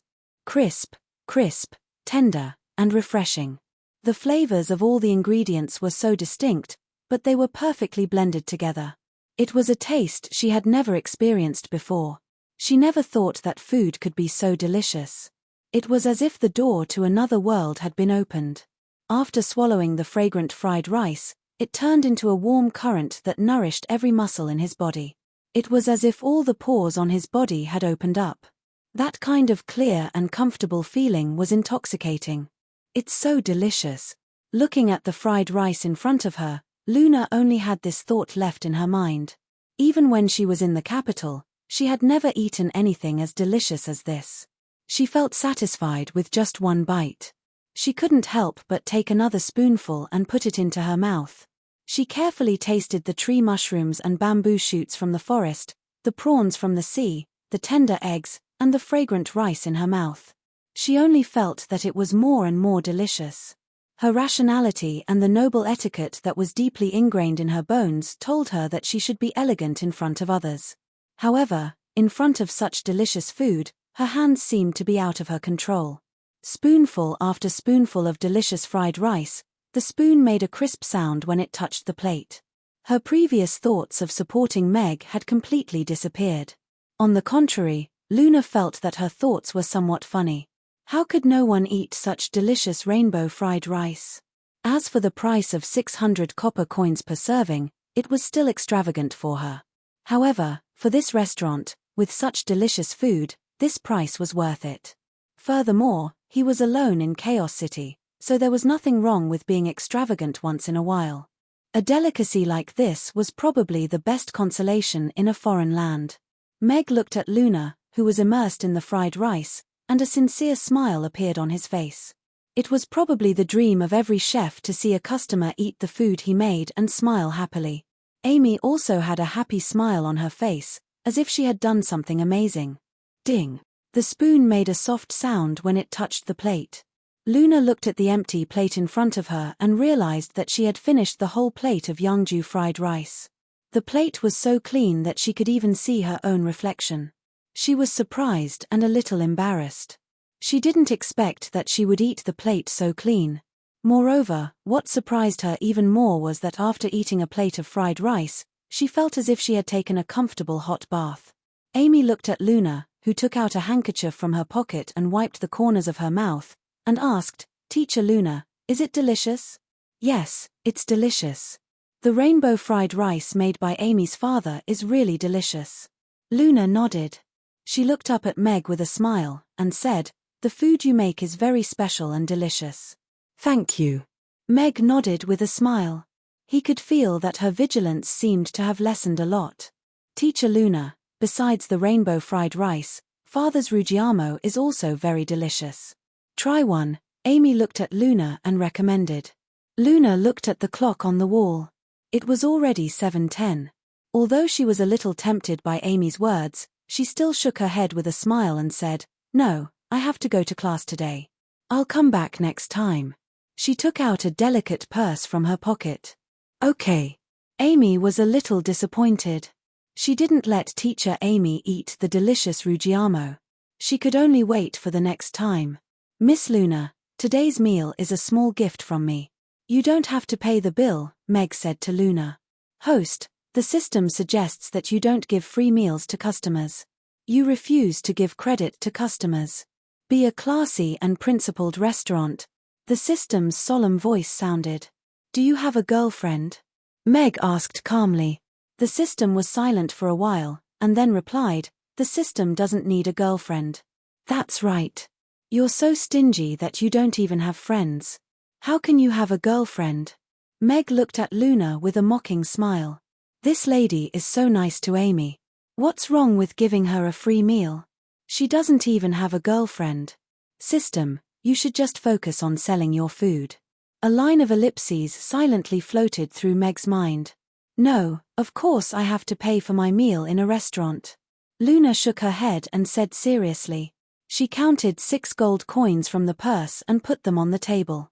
She reached out and patted Amy's head, then got up and prepared to leave. "Wait a moment." Meg didn't force her. Some people were just like that. He said goodbye to Luna and quickly walked to the kitchen. Luna looked at Meg's back with a little confusion. She hesitated for a moment and stood there, not in a hurry to leave. A minute later, Meg came out with a craft paper bag in his hand. He handed it to Luna with a smile and said, "This is the restaurant's new product. It's not officially on sale yet. If Miss Luna doesn't mind, perhaps you can taste it and see if there's anything that needs to be improved." "Okay, thank you." Luna looked at the smile on Meg's face and the expectant look on Amy's face. She hesitated for a moment, then reached out and took the bag. She could feel the sincerity of the father and daughter, and it would be unreasonable to refuse. The rich aroma of meat wafted out of the bag. When she opened the bag, she saw a snow-white pancake with various kinds of meat inside. This should be the Ruggiamo Amy mentioned. Luna, who was already 70% full, suddenly felt a little hungry. She looked at Amy with a smile and said, "Then I'll leave first. Amy, if you still want to come to class, you can come to the school yourself. You can come to all my classes." "Okay, Miss Luna. But I've been learning the multiplication table from father recently." Amy nodded. The multiplication table? Luna was a little confused. She didn't know what Meg had taught Amy, but she really didn't have time to find out today. She nodded at Meg and turned to walk towards the door. Chapter 49. "Yes, we have a new dish today," Meg said to Morbai with a nod and a smile. "Those who have subscribed to the crowdfunding list can try it today." Morbai sat down at his usual place, and then looked at Amy with a smile. "Good morning, little boss. Yeongju fried rice is my favorite dish, but it would be a pity if I don't try Mr. Mac's new dish. I'll have a plate of Yeongju fried rice this morning." "Okay, please wait a moment." Meg nodded and went into the kitchen. Amy nodded. She leaned against the window and watched Luna disappear into the distance. "Good morning, Dwarf Morbai," she said without looking back. "Little boss, Amy, I have a small request. Can you remove the word dwarf from my name?" Morbai tried to make his voice as gentle as possible. Amy watched Luna disappear from her sight, then looked back at Morbai and nodded. "Okay, Dwarf Morbai." Morbai was speechless, but when he saw the innocent expression on Amy's face, he didn't suspect that she did it on purpose. What could he do? So be it. Dwarf is dwarf. I've given up anyway. Luna walked quickly toward the exit of the Aiden Square with the Ruggiamo in her hand. Chaos School was not far from the Aiden Square, but it was so big that it would take her more than 10 minutes to walk through the square, even if she didn't walk on the crescent-shaped streets. Luna didn't know how many times she had swallowed her saliva as the aroma of the braised meat wafted into her nose. She didn't like meat, and was mostly a vegetarian, but now she couldn't help but want to take a bite of the Ruggiamo. Let's have a bite and try it. Finally, Luna couldn't help but stop under a big tree. She looked around to make sure there was no one around. Then she held the bag with both hands, pushed the Ruggiamo up, and took a bite from the middle. 2 layers of soft and fragrant baiji bread were sandwiched between the tender braised meat. As soon as she bit into it, the delicious gravy overflowed. Every taste bud on the tip of her tongue seemed to be cheering and jumping with joy. She couldn't help but close her eyes. After swallowing, the delicious taste seemed to become a little violent, running wildly in her blood, making her unable to help but let out a comfortable moan. Luna opened her eyes at once as she covered her mouth with her hand with a blushing face. Did that sound really come from me? How shameful. How could she make such a sound? She glanced around. Fortunately, there was no one around. Her shame subsided a little.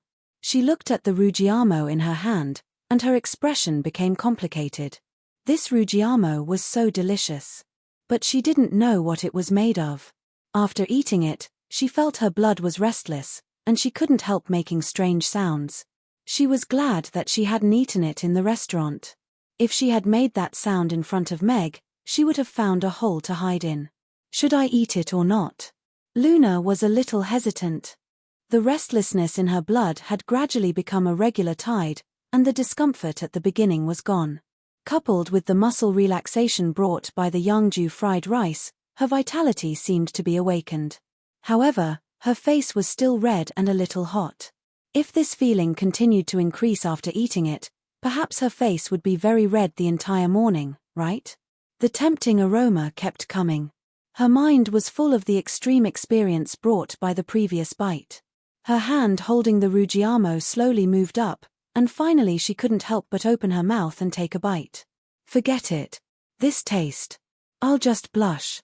It's hot today anyway. Luna thought to herself as she ate the Ruggiamo with both hands. She was completely immersed in the delicious taste of the Ruggiamo. It's so delicious.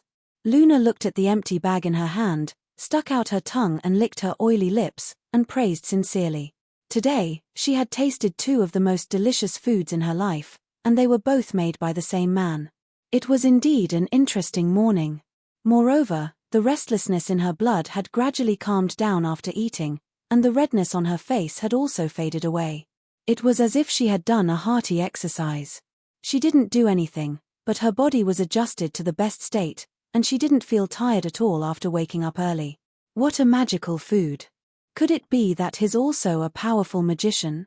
He must be a genius to give food such a magical ability. Feeling the changes in her body, Luna guessed in her heart. Just as she was about to throw the bag away, her eyes fell on the back of the little girl behind the bag, and she couldn't help but be stunned. Naturally, she recognized that it was Amy's back. Painting a special logo on an item wasn't anything new in Chaos City. In order to make customers remember their products, all the shops had racked their brains for ways to do so. However, no one would use a half-elf girl's back as a logo, because it might cause unnecessary trouble. No matter which race, there would always be people who discriminated against the combination of two races. They thought they were noble, and thought those poor half-breeds were inferior to them. Meg had used Amy's back as a logo in his restaurant, which might cause him a lot of trouble.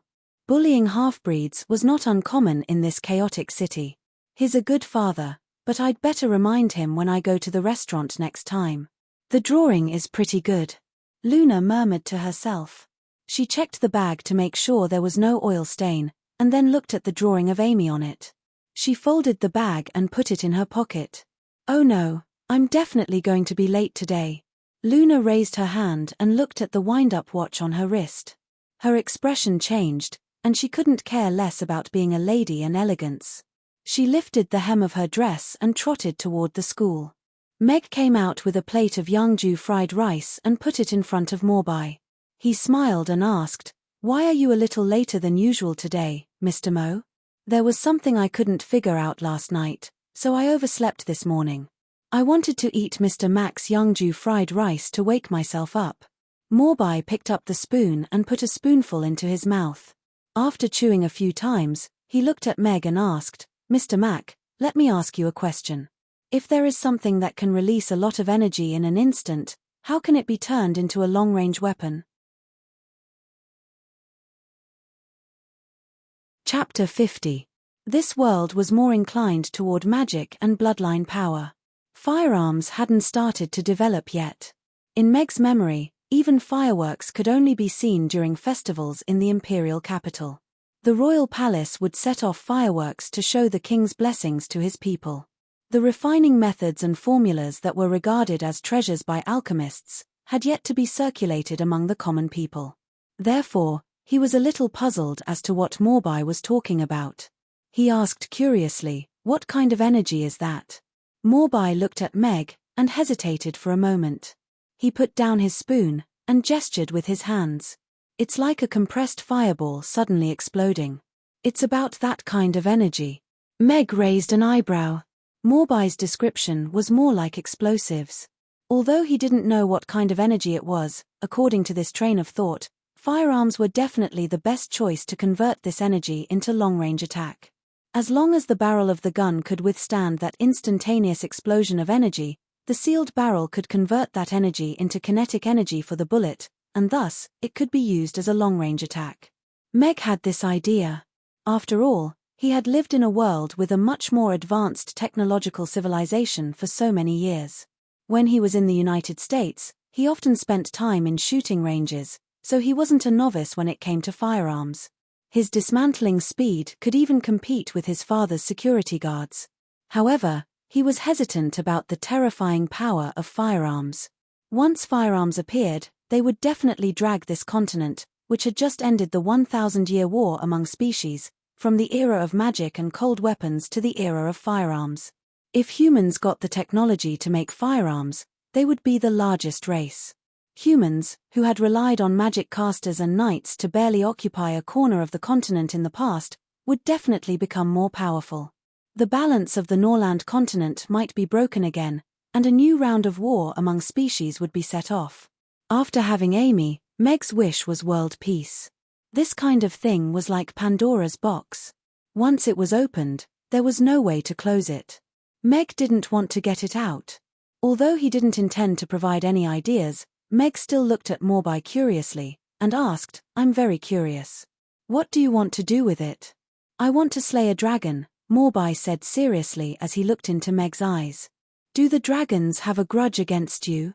Why do you all want to kill it? Aren't dragon babies cute too?" Amy, who was sitting next to him, asked in confusion. The uncle who liked to laugh wanted to slay a dragon, and the dwarf grandpa also wanted to slay a dragon. What exactly was a dragon? Why did everyone want to slay dragons so often? Meg was also a little surprised. It didn't sound strange for Conti to say that he was going to slay a dragon. Apart from the black donkey, all of his equipment had been prepared to slay a dragon. However, hearing Morby say that he wanted to slay a dragon, if not for his serious expression, Meg would have laughed out loud. "Mr. Mac must think it's funny." "It's okay, I think so too." Morby laughed a little self-deprecatingly. Just when Meg thought that this was really just a joke that Morby said early in the morning, he slowly clenched his fists and said in a slightly low voice, "But for me, I'm afraid this is the only thing that supports me to continue to live and to continue to wield the hammer. The red dragon that ate my father when I was 30 years old still appears on the continent to do evil. If I can't kill it with my own hands, I probably won't be able to close my eyes when I die. But I don't have Meg Alex's ability. If I want to slay a dragon, I can only think of other ways. But now, it seems that if this core problem isn't solved, all the previous efforts will be in vain." Meg looked at Morby, who clenched his fists and had a few blue veins on his forehead, and his mood became a little complicated. Conti Nicholas wanted to slay a dragon to prove himself and add the title of Dragon Slayer in front of his name. Morby, on the other hand, wanted revenge. They had the same goal, but their goals were completely different. "My condolences." After hesitating for a while, Meg could only apologize. He couldn't overturn the entire continent for Morby's wish. However, Morby's experience had also given him a reminder that this world was far from as peaceful as it appeared to be. Even though most of the people in Chaos City were under the control of the Grey Temple, how were they going to protect themselves if an evil dragon were to attack them? Chapter 51. Laji Ruggiamo? Harbeng was a little confused. It was as confusing as the Youngju fried rice. But at least he heard the word meat in the name. His interest was immediately piqued, and he said expectantly, "Boss Mag, give me 2 first." "Me too," Haga added. He was also looking forward to it. Meat was their favorite dish. Although Youngju fried rice was delicious, there was too little meat in it. "Okay, please wait a moment," Meg answered and went into the kitchen. "Mr. Mo, you're always the first to come," Harbeng said with a smile, pulling out the chair opposite Morby and sitting down. "I'm not the first to come today. A human girl came earlier than me," Morby said, shaking his head. "Little girl, good morning," Haga said to Amy with a silly smile. "Morning, big blockhead." Amy nodded. Looking at the animal tooth in his mouth, she asked curiously, "Won't it be inconvenient for you to eat with your teeth exposed?" I'm used to it." Haga shook his head with a smile. "Mine are neat." Remi bared her teeth at Haga, revealing a mouthful of neat little teeth, as if she was showing off. Haga giggled and sat down next to Harbeng, waiting for Meg to serve. After a while, Meg came out with 3 Ruggiamos in a brown paper bag, 1 for each of them. "It smells so good. Is this Laji Ruggiamo? There's a lot of meat." Holding the Ruggiamo, Harbeng couldn't help swallowing because of the rich meat aroma. The white by G bread in the paper bag was full of meat, fat and lean, glistening with oil, which was very attractive. It's really different from Yeongju fried rice. I've never smelled such a special meat aroma. It's the most delicious. Morbai looked at the rujiamo in his hand and couldn't help praising it. He ate the last bite of Yeongju fried rice in his bowl. No, I have to try it first. Harbeng tore a hole in the paper bag and swallowed half of the rujiamo in one gulp. The sweet baiji bread wrapped around the streaky pork that had absorbed the delicious gravy. With a bite, the delicious gravy seeped into the baiji bread, and the soft meat melted in the mouth. It tasted so delicious that the desire of the taste buds for meat was greatly satisfied, as if every one of them was jumping with joy. What was even more amazing to Harbeng was that the rujiamo seemed to turn into a ball of fire and roll down his throat. It was as if he had swallowed a mouthful of strong liquor. His blood began to boil as if something in his body had been awakened. Roar! Harbeng couldn't help but raise his head and let out a beastly roar, which shook the table in front of him. Amy raised her eyebrows, looking a little unhappy as she stretched out her hand. But before she could release the fire, Meg gently grasped her little hand and shook his head with a smile, indicating that she shouldn't set the fire. He looked at Harbeng curiously. It was not difficult to see that Harbeng didn't roar on purpose. The system had said that the less wild the race, the less effective the rujiamo would be. Harbeng, as an orc, was much wilder than human beings, so it wasn't strange for him to have such a strong reaction. But he didn't know what effect it would have. Morbai and Haga were startled by Harbeng's roar, but they didn't worry about the rujiamo because they had tasted the effect of Yeongju fried rice on relieving fatigue. Instead, they looked at Harbeng expectantly, wondering what special effect it would have. After letting out a bestial roar, Harbeng felt his bestial blood boil. He looked at Remi and saw that there was no fireball in her hand.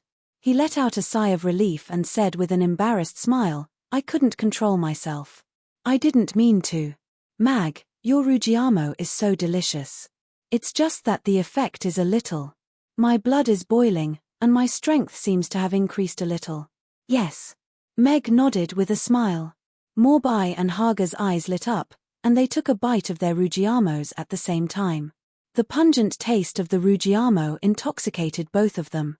After swallowing the rujiamo, the feeling of their blood boiling made them involuntarily let out a soft roar. Morbai's roar wasn't loud, but Haga's was similar to Harbeng's. After roaring, he scratched his head embarrassedly and said to Amy, I'm sorry." Amy nodded and said, "It's your first time, big blockhead. Forget it, but someone should be careful." I will. Harbeng replied while nodding consciously. However, he couldn't help taking another big bite. He was addicted to the taste of the delicious meat and baiji bread. After swallowing it down, Harbeng immediately covered his mouth with his hand and didn't make any more roars. Haga also took a bite and covered his mouth to control his roar, immersing himself in the delicious food. "Delicious. Mr. Mac, give me 5 more." Harbeng put the bag on the table and looked at Meg. His face was still red, and he looked a little excited. After finishing the rujiamo, he felt the benefits of the rujiamo. Not only did it stimulate his body, but it could also stimulate his bloodline potential and improve his physical strength. I also have 5. Haga also held out 5 fingers to Meg. "It's delicious, but I don't think my old bones can stand it anymore. This is enough." Morbai shook his head and felt the blood surging in his body.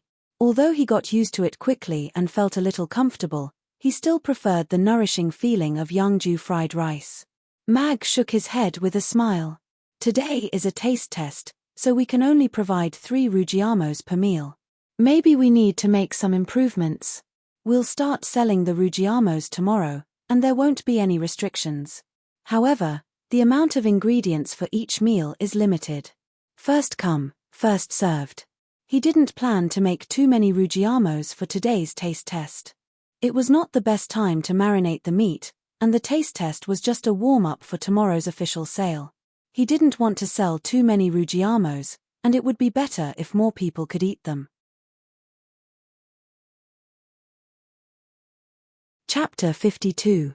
Meg looked at Harbeng and Haga, who were full of expectation, and hesitated a little. He wasn't tempted by the double price. It was no different from a scalper to raise the price based on the limited edition. But Harbeng and Haga's crowdfunding had helped him a lot yesterday. Otherwise, Amy wouldn't have been able to eat the delicious Rugiamo today. He thought for a moment and nodded with a smile. The new dish was made earlier because of your crowdfunding, so you can eat as many as you want today. You don't have to double the price. Just 300 copper coins per Rugiamo is enough. Really? Mr. Mac, you're so nice. I'll take 5 more, and so will my brother. Harbeng's eyes lit up. Meg was really different from those treacherous human businessmen. Okay, please wait a moment. Meg nodded and turned to walk into the kitchen. Little boss, the bill. Morbai finished eating. He had a plate of Yeongju fried rice and a Rugiamo with laji. The tiredness from staying up late last night was instantly swept away. And after eating the Rugiamo, he felt much better. His blood was flowing faster, and his mind was much clearer. When he put the bag on the table, he noticed the half-elf girl's back painted on the back of the bag. He was a little surprised, but also felt that this was how it should be. Although he had only known Meg for a few days, he could see that his love for Amy was genuine. He was a good father. Therefore, even though Remi was a half-elf and didn't have a mother by her side, she didn't have the cowardice that was common among half-elves. Now that she was spoiled, she completely ignored this point. Apart from being cute, she was also quite brave. But using this back as the restaurant's logo might cause some trouble, right? Morbai thought to himself. But on second thought, even Amy's fireball could make Harbeng afraid, so how could Meg be an ordinary person? He seemed to be a smart man. Amy walked over and thought for a moment. That's 9 gold coins in total.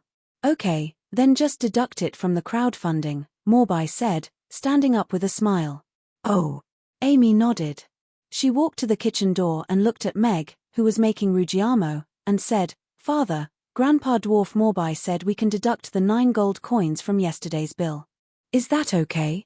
Of course, that's what we wrote yesterday. With a smile, Meg came out with 2 plates, each with 2 Rugiamos. For Harbeng and Haga, the paper bag was a hindrance. It was better to put the Rugiamos directly on the plates. Of course, the most important thing was that taking the dishes out directly could save the cost of the bag by 5 copper coins. After all, the dishes would be washed automatically in the dishwasher. Let's go, Mr. Mac, Morbai said with a smile and turned to leave. Mr. Mac, your food is so delicious. I don't want to go back to the tribe. Harbeng picked up a Rugiamo and took a big bite. He looked at Meg and praised, feeling the blood rushing in his body. This was much better than drinking strong liquor. He could enjoy the delicious food and increase his strength at the same time. There was nothing better than this. Mag stood at the side with a smile. Being praised was something that made him feel good. Haga also nodded. Because he was not fluent in the common language, he gave Meg a thumbs up. It seems that today's new dish is coming out. Mr. Mac, give me a new dish. Conti came in and looked at Harbeng and Haga, who were holding a white biscuit in their hands and eating it. The tempting aroma of meat floated in the air. He looked at Meg and smiled. Okay, please wait a moment. Meg nodded with a smile and turned to enter the kitchen. The smile on Conti's face seemed to never disappear. No matter who it was, he always had a cheerful smile on his face. Good morning, little boss. Conti sat down in his usual seat and said to Amy with a smile. Good morning, Uncle Smiley. Amy nodded. This uncle was smiling all the time, as if he was wearing a smiley face mask. This Rugiamo is delicious today. It tastes amazing. Harbeng turned to look at Conti and said while chewing, I highly recommend it. Okay, I'll try it. Conti looked forward to it even more. After a while, Meg came out with a paper bag with a Rugiamo in it. He handed it to Conti with a smile. Your Rugiamo. Conti took it. His eyes were first attracted by the drawing of the little girl's back. He looked up at Meg with a smile and said, Mr. Mac, you drew the little boss, didn't you? Really? Amy, who had been lying on the counter in boredom, suddenly had her eyes lit up.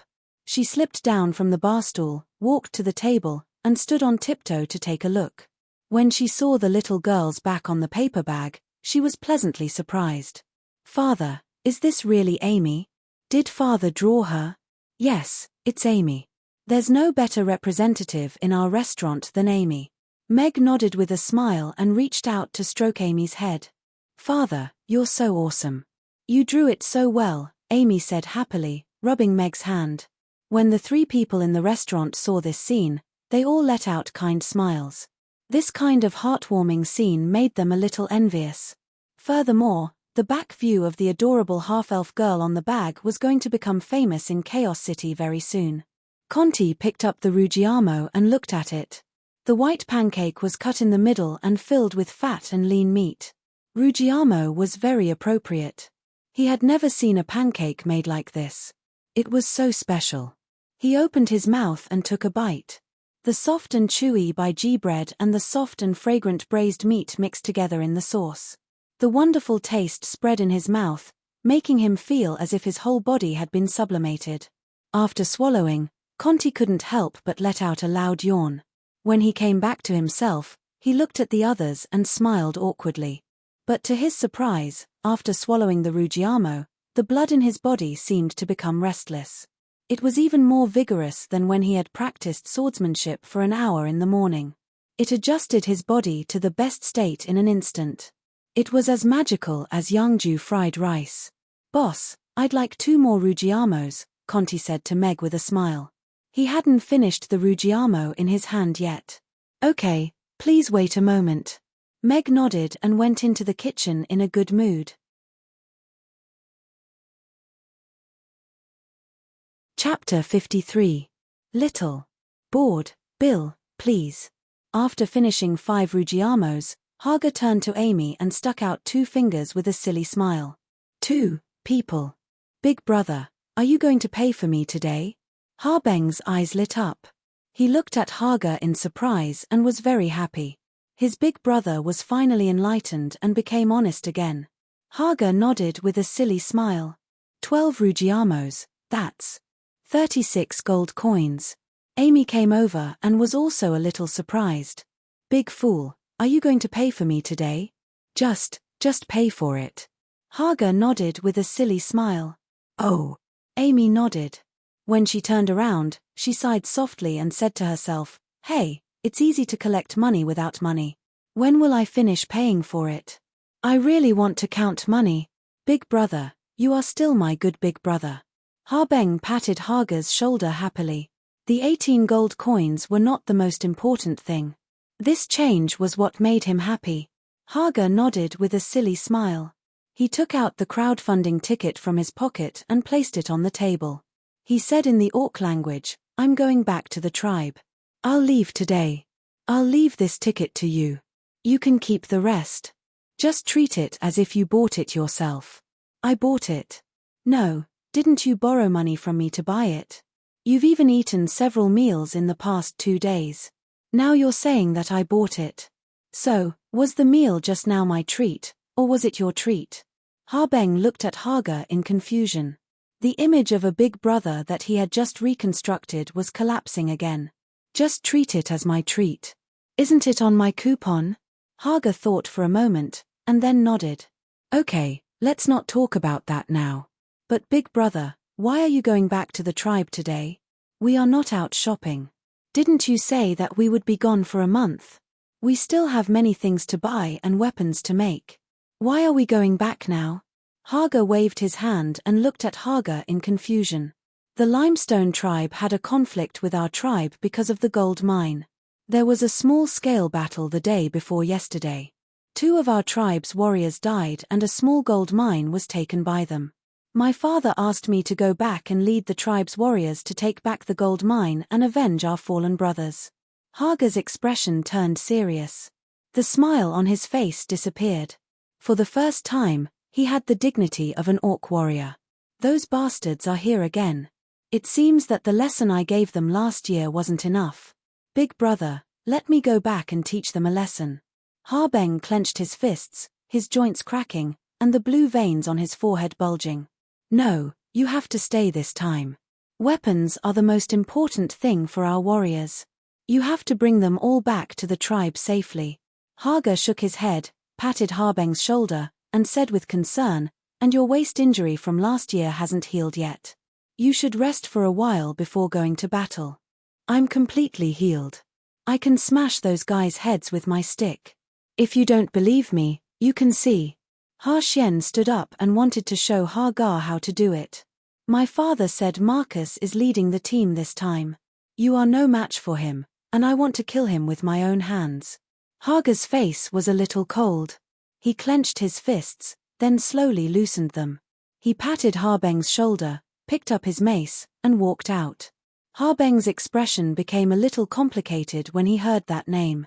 He stood up and looked at Hagar's back. Big brother, I'll go back with you. No need. You buy all the things you need. I'll be back in a few days. Mr. Mac's food is so delicious. Hagar shook his head, turned around and smiled at Amy. Bye, little boss. Bye, big idiot. Amy waved her hand, then slipped under the high stool and whispered to Big Egg. Marcus, that damn guy, how dare he invade our tribe with his people? Damn him. Harbeng gnashed his teeth and watched Hagar's figure disappear at the door. He sat back down helplessly. Tribal conflict. Mag turned around and glanced at Harbeng. His predecessor could speak the orc language. Because the territories of humans and orcs were neighbors, and most of his achievements in the past were from the orcs, he could understand the orc language completely and carry out simple conversations. As for the elven language, it was even easier. Otherwise, how could the elven princess be flirted with? Although he was a little curious, Meg didn't want to take the initiative to ask. Unless the customer wanted to talk, he wouldn't take the initiative to ask about personal matters. He wasn't that kind of person. After sitting in silence for a while, Harbeng turned around and said to Meg, Mr. Mac, give me another plate of Yangju fried rice. I want to calm down with delicious food. Okay, please wait a moment, Meg answered. He quickly made a plate of Yangju fried rice and put it in front of Harbeng. Harbeng picked up the spoon, then put it down again. He looked up at Meg and asked, Mr. Mac, if there was a guy who used to be your brother, but later he accidentally killed your most beloved woman, don't you think that guy deserved to die? Maybe. Meg nodded slightly. Even Hagar himself didn't know how to deal with this kind of thing. Grace was my big brother's fiancée, and they grew up together. Marcus was from the Limestone tribe, and was the same age as my big brother. At that time, our tribe hadn't discovered the gold mine yet. We were like brothers with the Limestone tribe, and the children played together. My big brother and Marcus were the leaders of the children of the two tribes, and they often led the children of the two tribes to fight. They were equal in strength, and gradually became good brothers. Later, our tribe discovered the gold mine. The originally poor tribe suddenly became rich, and everything changed. The Limestone tribe wanted a share of the profits. Originally, my father agreed to give them 1 or 2 small gold mines so that they could get rid of the starvation situation. But they were greedy, and directly asked for half of our gold mines, and they wanted the biggest one. Naturally, our tribe didn't agree, and we refused to give them the small gold mine. Therefore, the two tribes started a conflict that lasted for more than 10 years, and some people on both sides died. Chapter 54. Harbeng's story was simple and straightforward, but it made people sigh with emotion. It's a sad story, Meg said softly after a moment of silence. Yes, Marcus hasn't shown up in the Limestone tribe for many years. I didn't expect him to lead a team to attack the gold mine. I'm afraid my elder brother will settle the score with him this time. Harbeng nodded with a complicated expression. When he was a child, he had always followed his elder brother and Marcus had taken good care of him. But now, because of the conflict between the two tribes and Grace's death, they had become enemies. I don't care.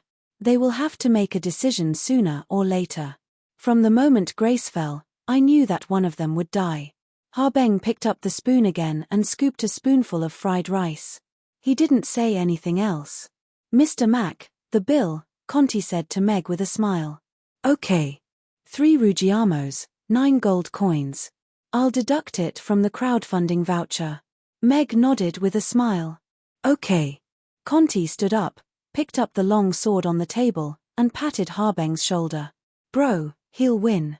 Okay, Harbeng replied and continued to eat his fried rice. Conti glanced at the counter. Seeing that Amy didn't come out to say hello, he was a little disappointed. After finishing his Yangju fried rice, Harbeng also left with his mace. Meg could clearly feel that he was a little depressed. Soon, other customers came. After hearing that there was a new dish today, some of them also wanted to try it. 300 copper coins was much cheaper than 600 copper coins, although it was still expensive. Meg was used to the strange noises and embarrassed expressions of the customers after eating their first mouthful of Rugiamo. Anyway, they couldn't resist the temptation and kept eating. 1.5 hours of breakfast passed quickly. Meg went to the door and turned over the sign. Then he took all the plates back to the kitchen, washed them quickly with the dishwasher, and was about to wipe the table. "Father, come and see. Is the ugly duckling about to hatch?" Amy suddenly shouted with joy and surprise in her voice. "Now!" Meg was surprised. He walked behind the counter and squatted down beside Amy. The rustling sound was still coming from the big egg wrapped in the blanket, but it was clearer and more urgent than yesterday, as if a little life was waiting to be born. "Amy, what did you say to it?" Mag asked curiously. She was still an egg baby, but she seemed to be scared out of her wits and was in a hurry to come out. "I was encouraging it." Amy nodded seriously. "Then how do you encourage them?" Mag's expression was a little weird. "Ugly duckling, listen to me and come out. Otherwise, I'll set it on fire. I'm super fierce." Amy clenched her little fists and said seriously. Meg couldn't help but laugh. What kind of encouragement was that? It was a blatant threat. No wonder the little guy inside was scratching the eggshell so hard. It was probably scared out of its wits. "Father, does it think I'm lying to it? That's why it refused to come out even after I called it for so long. Can I really set it on fire?" Amy looked at Meg and threw out her questions one after another with a conflicted expression on her little face. "If I set it on fire with a fireball, then I can really peel it open and eat the roasted egg directly." Meg thought to himself. Just as he was thinking about how to make Amy be more patient, the big egg suddenly made a soft cracking sound. Amy and Meg were stunned for a moment. They both stared with wide eyes at the big egg with a small crack on its shell. "Ugly duckling, come out quickly. Although I know you're ugly, I'm pretty." Amy looked at the big egg expectantly. "You really have my style when I was young. It's probably hereditary." Meg looked at Amy. His girl's sharp tongue could be said to be self-taught. She was a typical talented contestant. It could be said that she was a high-quality unpolished jade waiting to be carved.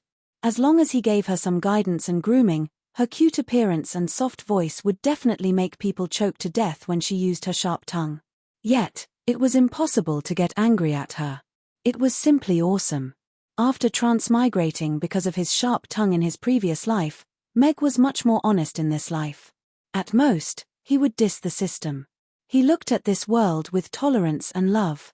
Otherwise, there were too many things he could complain about and use his sharp tongue in this world. It wouldn't be long before he was sent to another world by the system. He couldn't bear to part with Amy. But Amy was different. Although her sharp tongue was very refreshing, the people who were hit by it wouldn't be too resentful. They would forgive relatively quickly, so there was no need to worry about this problem. Looks like it's time to put the sharp tongue lesson on the agenda. Meg looked at Amy and nodded slightly. In the past 2 days, she had completely memorized the multiplication table. She was also learning the addition and subtraction of the decimal system and simple 2-digit multiplication. It wouldn't take long for her to master the calculations used in daily life. Amy's learning ability was still very good. The cracks on the eggshell extended from one to many, starting from the top and spreading to the entire surface of the eggshell. The fine cracks soon covered the entire eggshell. Mag was also looking on expectantly. What was this thing that had hatched? It was an egg, and it was situated on a cliff, so it was most likely some kind of bird. However, it was so big, so it definitely wasn't an ordinary bird. Perhaps it was some kind of magic beast. "Ugly duckling, I'll count to 3.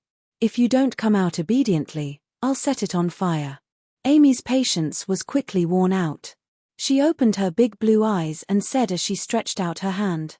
Pop Tilda with a soft pop, a furry little head with half of the eggshell on top of it poked out of the big egg. A pair of half-closed little eyes looked around in confusion and fear. Finally, it fixed its gaze on Amy and opened its mouth to call out softly, "Meow Tilda Orange, Orange Cat." Meg's eyes widened. The little thing with a piece of eggshell on its head was a little orange and white kitten. Its eyes were not fully open, and there was still a little egg on its fur. It was looking at Amy with half-closed eyes. It was so cute.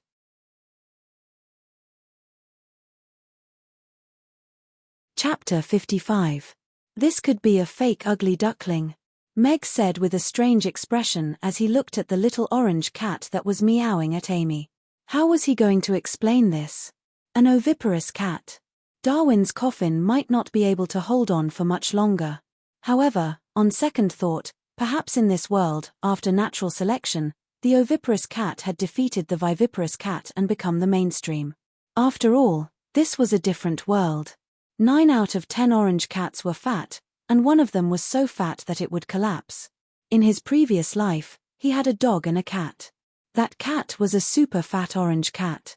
Looking at the palm-sized adorable orange cat that had just opened its eyes, Meg couldn't help but want to touch it. Touching a cat was a pleasurable thing. But it came out of Ugly Duckling's egg. This egg is correct, right? Then it must be Ugly Duckling. Amy nodded with certainty. Looking at the little orange cat, she said with a little disdain, "But you're really ugly. You even have 2 extra legs. You can't swim, right? I'll call you Ugly Duckling from now on. Maybe we can change its name, like Orange, Small Orange, Big Orange, or something like that." Meg tried to negotiate. Naming an orange cat Ugly Duckling was too difficult for it. "No, father. It's really Ugly Duckling. You can't just change its name." Amy looked at Meg and shook her head seriously. Meow Tilda, the little orange cat that was still in the egg, shook its head, as if to express that it didn't like this name. "Well, I know you like this name very much too, right?" Amy nodded with a smile. She reached out and removed the piece of eggshell from the little orange cat's head. Then, with a serious expression, she said, "Ugly Duckling, when I call you, you have to answer obediently. From today onwards until you grow up to become a white swan, I'll treat you well." After saying that, Amy couldn't help but swallow her saliva. Meow Tilda Tilda, the little orange cat, immediately cowered. It nodded its little head and opened its mouth to meow. If it's an ugly duckling, then so be it. Meg looked at the little orange cat pitifully. In Amy's eyes, most of the things that came out of the egg were ugly ducklings. Moreover, this was Amy's pet, so of course, she could call it whatever she wanted. However, this little guy could not be raised to become a white swan. Amy's wish of raising a reserve of food was probably going to be dashed. In fact, Meg also seriously doubted that this was a normal orange cat. After all, the herb gatherers had found it on a cliff in the wild, and it didn't have wings on its back. He didn't know what it would look like when it grew up. Meg suddenly thought of a charmingly naive chinchilla, but he shook his head and shook it out of his mind. It had better not be as fat as that ball. This little guy now looked no different from an orange kitten. He didn't know if it was because it was oviparous, but it looked like it was about a week or 2 old kitten. It stretched out 2 small white paws and put them on the edge of the eggshell, trying to crawl out by itself. However, it was really too small and didn't have enough strength. After struggling for a long time, it still couldn't get out. It could only look at Amy pitifully with its sapphire-like eyes and meow twice like a child asking for help. It seemed that it had started to rely on Amy. "I really don't know what to do with you." Although Amy said that with disdain, her little hand had already reached out, intending to grab it out. "Wait a minute, we have to wipe it clean first." Meg quickly got up to get a clean towel and helped Amy get the little guy out of the eggshell. After wiping it clean, the towel was rolled up, leaving only its little head outside, looking innocently at Meg and Amy. "Father, it looks so delicious."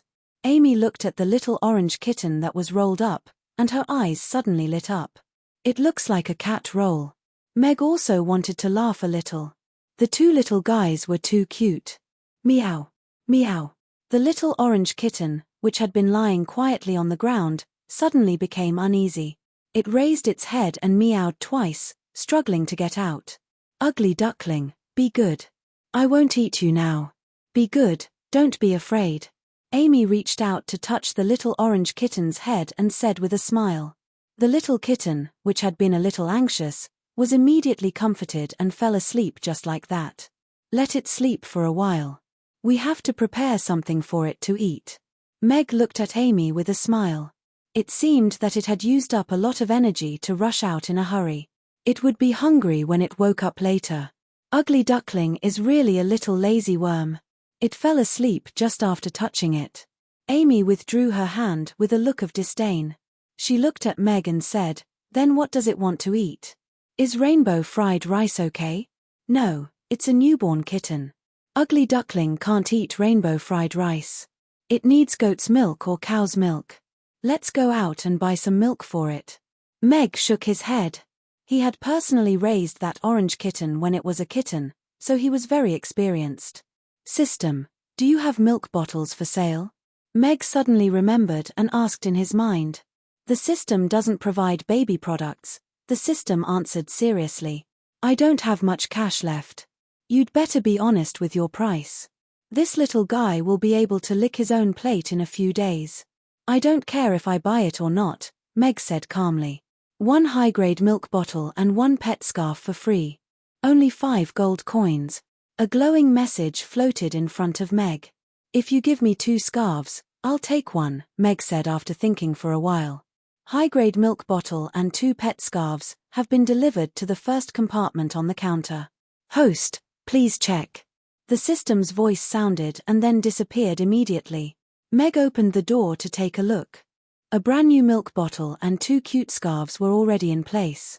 They were just right for feeding milk. As for why he didn't buy milk from the system, it was because the system didn't sell ingredients outside of the menu. Even if it did, it would probably be very expensive. Maybe it was produced by a cow raised in some holy land. He didn't have many gold coins left, and he was going to save some to buy strength points. Naturally, he couldn't waste money casually. "Okay." Amy nodded after hearing Meg's words. She carefully put Ugly Duckling into the basket and gently covered it with the quilt. She got up and took Meg's hand. After taking a few steps out, she looked back at the little basket worriedly. "But father, if Ugly Duckling wakes up when we go out, will it be scared? I feel like it's treating me as its mother." "It probably won't wake up so soon." Meg shook his head with a smile. It wouldn't take long to go out and buy milk, but Amy was still very smart. She knew that Ugly Duckling, which had seen her for the first time since it was born, had already treated her as its most trusted person. And although Amy said that she didn't like it, it was obvious that this was her first time raising a pet, and she actually liked this little guy very much.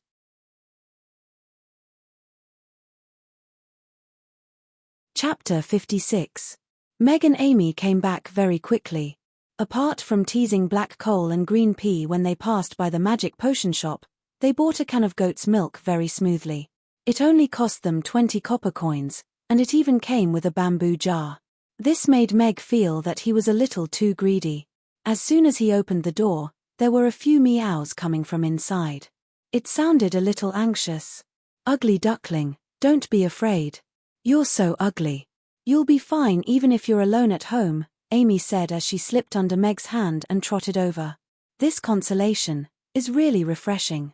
Meg entered the door with a smile and put the goat's milk on the counter. The little towel in the basket had been messed up by Ugly Duckling. It put its paws on the edge of the basket and looked at Amy with tears in its eyes like an abandoned child. It was very pitiful. Okay. I'll bring you with me next time. Sigh, I really don't know what to do with you." Amy sighed and reached out to touch Ugly Duckling's head. Ugly Duckling immediately closed its eyes and showed a look of enjoyment. It stopped meowing.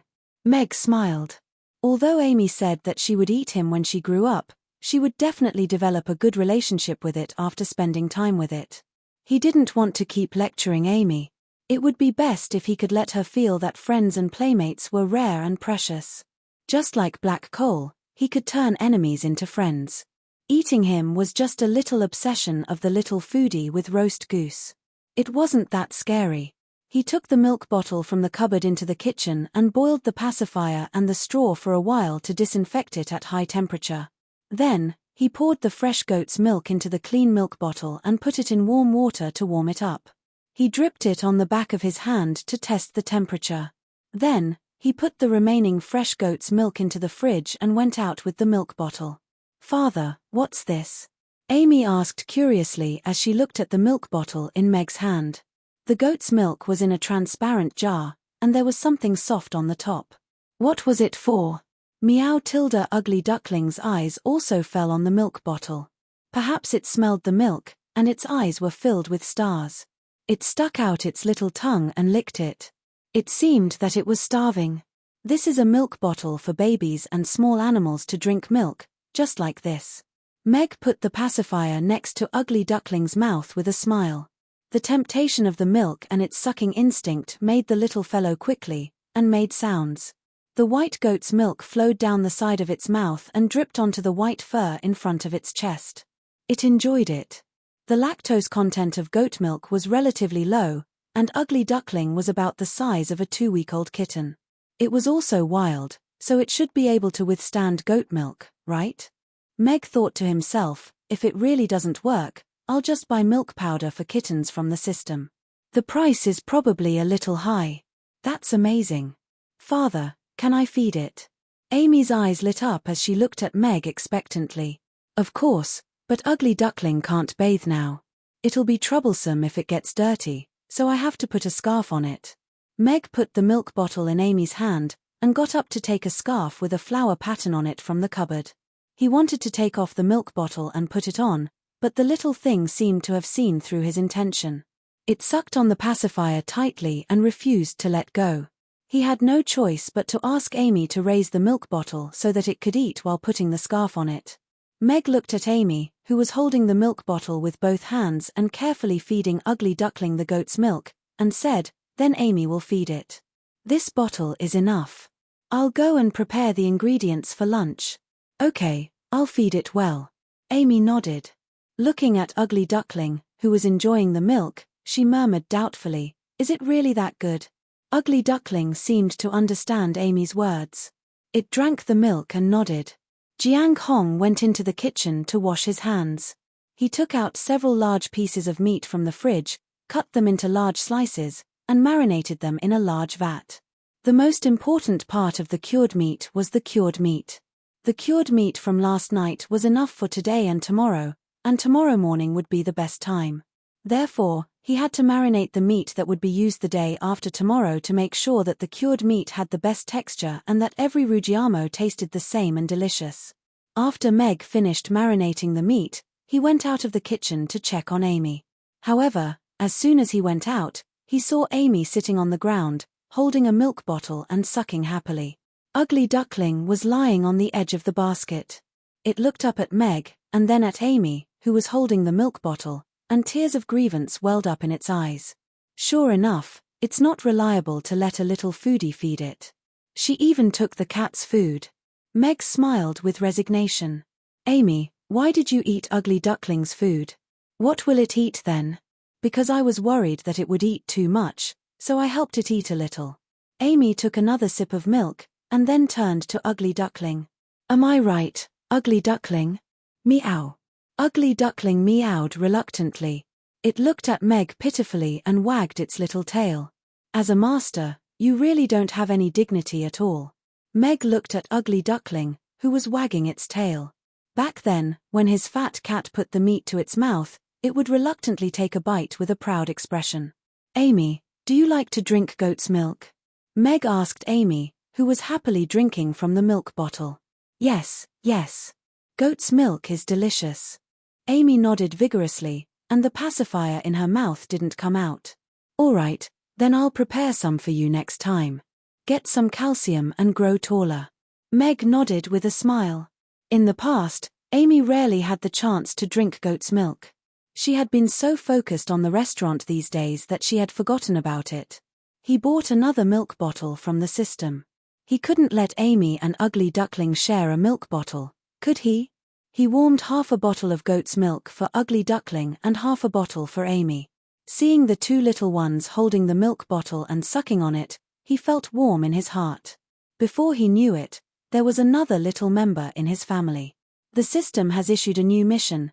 Please sell 1,000 portions of Largi Ruggiamo in 10 days. After the mission is completed, the reward will be unlocked, a recipe for tofu pudding. The mission has been completed. Right at this moment, the system's voice suddenly sounded in Meg's head. Another 1,000 portions. System, can't you be a little more creative with your mission? Won't I be disliked this way? Meg pursed his lips. Actually, he could also tell the difference. The ingredients had been changed to the number of portions that could be sold directly. It seemed that the system had learned its lesson after being defeated by him with crowdfunding last time. Selling the set number of dishes is to increase the restaurant's popularity as soon as possible. Please don't go down the wrong path. Learning to cook and running a restaurant seriously is the right way to become a god of cookery, the system lectured seriously.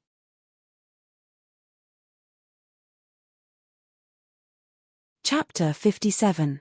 The battle between the sweet and savory tofu pudding fans had been going on for a long time, and both sides were basically evenly matched. There was also the spicy tofu pudding fan in the middle. As long as there was a discussion, no matter which fan it was, they couldn't wait to drag out the dissenters and start a holy war over the flavor of tofu pudding. As a staunch fan of the savory tofu pudding, Meg naturally chose the savory tofu pudding. The tender tofu pudding was sprinkled with chopped pickled mustard, shrimp skin, wood ear, garlic, and a little soy sauce. Eating a bowl of steaming savory tofu pudding in the winter was simply a sublime experience. As for the sweet tofu pudding, what the hell was that? Meg didn't have any animosity towards the sweet tofu pudding fans, and he wouldn't draw his sword so easily. However, he was still very displeased by the fact that some restaurants only sold sweet tofu pudding. In his previous life, he had eaten at a famous restaurant in the middle of winter, and he had wanted a bowl of tofu pudding to warm himself up. In the end, only sweet tofu pudding was served. At that time, Meg didn't nitpick. He took a good picture of the restaurant's signboard, wrote down the restaurant's address, and then attached a picture of the savory tofu pudding. He wrote on Weibo, "It's so nice to come here to eat a bowl of savory tofu pudding in the cold winter." This was the first positive advertisement for a Weibo account with thousands of followers. Moreover, because Shinjining didn't leave any negative comments for the first time, it even became a trending topic for a few minutes. Later, it was said that the restaurant couldn't handle the anger of the savory tofu pudding fans who rushed over after hearing the news, but couldn't get a taste of the savory tofu pudding. Not long after, a savory tofu pudding was added to the menu. It was said that the number of customers had more than doubled. However, as a fan of the sweet tofu pudding, the owner of the restaurant lost his faith. It was said that later, he sold the restaurant at a high price and opened his own bar. Thinking of this, Meg felt that his transmigration wasn't without reason. As a fan of the savory tofu pudding, Meg naturally wanted to sell savory tofu pudding. This way, he could first satisfy himself, and then raise the torch of the savory tofu pudding to the world. But will Amy be a fan of the savory or sweet tofu pudding in the future? Meg suddenly realized a very important question. He looked at Amy, who was happily drinking her milk bottle, and frowned as he thought, according to genetics, Amy should eat savory tofu pudding like me, right? She wondered if her mother liked sweet or salty food. The reward for unlocking both sweet and savory tofu pudding flavors, the system replied after a moment of silence. That's good. Meg nodded. He was suddenly a little worried about whether Amy would become a sweetheart. But if Amy became a sweetheart, then what could he do? If she was a sweetheart, then so be it. After all, she was his daughter, so he would forgive the sweetheart as well. Furthermore, his identity had changed from a customer to the owner of the restaurant. Thinking about it from another perspective, if he only sold savory tofu pudding, wouldn't the sweet fans be unhappy? Although there was probably no such thing as tofu pudding in this world, he had gradually become fond of making customers happy. Every time he saw the smiles on customers' faces, he felt a sense of accomplishment. Okay, I'll sell 1,000 Ruggiamos as soon as possible. Meg nodded. He hesitated for a moment before asking, "But system, I want to eat savory tofu pudding right now. Can we pre-order it this time?" A long string of ellipses floated in Meg's mind. Then came the system's roar, "Host, please take your task seriously. Respect the system." At the same time, there was a burst of static noise. "I can't afford to offend you." If it weren't for the fact that he couldn't cover his ears in his head, Meg would have covered his ears. He didn't expect the system to have such a bad temper. But in fact, he was just casually mentioning it. The most important thing for the restaurant at the moment was to increase its popularity. Ruggiamos that could be cooked quickly and taken out to eat were obviously the best choice. In the next few days, Ruggiamos would be the main dish of the restaurant. Mag looked at the two little ones drinking the goat's milk happily. He got up and went into the kitchen. Looking at the fresh goat's milk on the stove, he suddenly remembered that the unprocessed fresh goat's milk didn't taste very good in his previous life. However, the two little ones were enjoying it so much. Out of curiosity, he also took a small bowl and poured half of it into it to drink. Meg's eyes lit up. The sheep's milk was rich and mellow with a hint of sourness, but that didn't affect the taste at all. On the contrary, it was somewhat appetizing. He gulped down half a bowl of sheep's milk, and his mouth was filled with the taste of milk. This sheep's milk was much better than the processed cow's milk and sheep's milk in his previous life. No wonder the two kids liked it so much. Sure enough, sheep's milk in this world was somewhat different. It seems that from tomorrow on, I can go buy a bowl of fresh milk every day. Meg closed the lid and put it back in the fridge. Right now, the three of them needed all kinds of nutrients to grow up, and a bowl of fresh sheep's milk every day was quite good. Ugly Duckling's arrival gave Amy a playmate, and she smiled more than usual. But the little thing fell asleep again after being stroked on the head by Amy, and then she carried it back to sleep in the basket with a look of disdain. During lunch, Ugly Duckling was in Amy's arms. It raised its little head and watched Amy put spoonful after spoonful of Yangju fried rice into its mouth. It meowed a few times, and it seemed to be very hungry. "Father, can I give Ugly Duckling some rainbow fried rice?" Amy also sensed Ugly Duckling's intention. She looked at Meg and asked, "Not now. You have to wait until it's a little older and has teeth." Meg shook his head. This little kitten had just jumped out of its egg, and it couldn't even eat complimentary food, let alone fried rice. "Meow, meow." Tilda Ugly Duckling seemed to understand Meg's words. It bared its teeth and meowed at him, revealing a few baby teeth. Meg looked at Ugly Duckling's baby teeth with a little surprise. This otherworldly oviparous cat is indeed extraordinary. It actually has teeth on the first day it hatched. But looking at those little teeth, he still shook his head. "It won't work even if it has teeth. You have to wait a few more days." Meow. Ugly Duckling lowered its head dejectedly. It lay in Amy's arms and shrugged as if it were sulking. "It's no use being angry. Anyway, I can't let you eat it. But if you really want to eat it..." Amy looked at Ugly Duckling, who slowly raised its head and put a spoonful of fried rice into its mouth with a smile. "Then you can watch me eat it." Ugly Duckling meowed and burst into tears. It lay on its back in Amy's arms, motionless, with a look of despair on its face.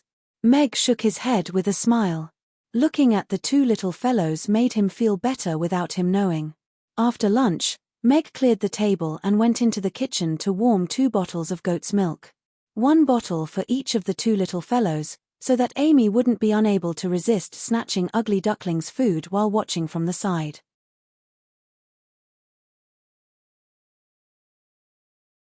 Chapter 58. Mr. Mac, I heard there's a new dish today. The restaurant was a little busy, but I asked the waiter to come and try it first. A young man with short blonde hair, who had been standing at the door in a daze, looked up with anticipation as soon as Meg opened the door. "Yes, but it's only a trial sale today." Mag nodded with a smile. The young man's name was Prol Mushen, and he was about 27 or 28 years old. He also owned a shop in the Aden Square, selling a kind of incense that was imported from the distant capital of the Roth Empire. It was very popular with women of all races in Chaos City, and he had 5 employees, so he made a lot of money. He came here yesterday morning because he saw the restaurant's unique decoration. After eating a plate of Yeongju fried rice, he felt he had found his life again, so he had eaten his lunch and dinner here. In the evening, he even brought 2 owners of the neighboring restaurants here. He didn't come this morning, probably because he heard from his friends that the restaurant was releasing a new dish, so he waited at the door before the lunch service. "Give me a plate, then." "What's the new dish?" Prol asked, looking at Meg curiously as he walked in. "It's Laji Ruggiamo," Meg answered with a smile. "Laji Ruggiamo? What's that?" Prol frowned. He knew what meat and steamed bread were, but could these 2 things be combined to make a delicious dish? But then he remembered the Yeongju fried rice. He had asked Meg the meaning of the dish's name, and he had only said Yeongju was a beautiful place. It seemed like this boss Mag was rather casual in naming his dishes. However, as a genius who could make such delicious food and completely overturn his understanding of food, it was understandable for him to be a little willful. Prol found a random seat and sat down. "Okay, please wait a moment." Meg nodded and walked into the kitchen. When he passed by the counter, he saw Amy squatting down and stroking Ugly Duckling's back. Cats were addictive, especially cute little ones. Even Amy couldn't help it. Meg had prepared the baiji bread and braised meat in advance. He took a baiji bread from the oven, cut it with a thin knife, and put the chopped meat into it evenly. He poured a spoonful of Laji sauce on it, put it in a paper bag, and walked out of the kitchen. "Your Laji Ruggiamo," he said with a smile. "It smells so good." Prol took the Ruggiamo. The first thing he was attracted by was the smell of the meat, which was more impactful than the Yeongju fried rice. He couldn't help but swallow his saliva. The craft paper bag was very clean and intricate, and there was an adorable half-elf drawing on it. He recalled that Mag had an adorable half-elf daughter, but he didn't think that Mag would use her back as a trademark. That was a very bold move, and he was indeed an interesting person and a good father. His shop often dealt with different races, so he knew the awkward situation of half-races. As a businessman, Prol treated everyone equally. And Mr. Mac's little girl was really cute. All the customers in the restaurant liked her. But she wasn't here today. Drawing back his thoughts, Prol looked at the delicious food in the bag. It was a whole white bun with a slit in the middle, and the fragrant meat was stuffed into it. So this is the meaning of Ruggiamo. But is this meat called Laji pork?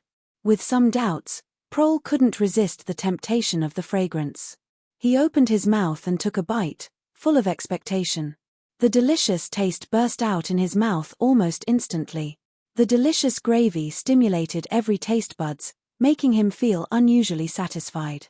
Different from the mild feeling of the Yeongju fried rice, this taste was more stimulating, just like the difference between spring water and strong wine. It turned into a hot current, guiding the hot blood in his blood to rush through his veins. Ah! Prol, who had closed his eyes, suddenly opened them. He couldn't help but exclaim in admiration. The blood in his body was surging, just like the first time he confessed to the girl next door. It made him, who was already young, regain his vitality all of a sudden. Immersed in dealing with different races every day, he always kept a smile on his face. He even forgot what a real smile was like. But now, he seemed to have found the feeling of smiling again. This delicious food really made him happy. He couldn't help but want to laugh. One bite after another, Prol had a happy smile on his face from beginning to end. He had come to Chaos City at the age of 17, and started as a waiter. He had knelt, cried, lost, and won. In the end, he had gained a firm foothold in Chaos City and opened his first shop in Aiden Square. In the blink of an eye, 10 years had passed. The appearance of his hometown had faded away. The past few years of peace and comfort seemed to have made him forget the first time he had come to Chaos City, and the first time he had seen the vast and majestic Aiden Square. The boy had told him that he wanted to own 10 shops in the Aiden Square, and that he wanted to be the best of the best. After finishing a Ruggiamo, Prol suddenly looked up at Meg and said with a smile, "Mr. Mac, I think I should open a second shop." "Good." Meg nodded with a smile. He didn't know why Prol suddenly said that, but this Ruggiamo seemed to have given him strength. This change made him feel good. "Please give me another Ruggiamo." I'm sure this kind of blood-boiling food will be popular in Chaos City, Prol said with certainty, smiling. Okay, please wait a moment. Meg nodded. He went into the kitchen to make another Ruggiamo. After finishing the second Ruggiamo, Prol took out his purse and looked at Meg. Mr. Mac, I want to take 5 Ruggiamos back for my friends to try. Is that okay? Today is a trial sale. One person can only order 3 Ruggiamos. Meg shook his head slightly. The trial sale was to attract some attention in advance and lay the foundation for tomorrow's official sale. He didn't make many Ruggiamos. All right, let's have one more. There's a lad whose father passed away, and he can't lift his spirits.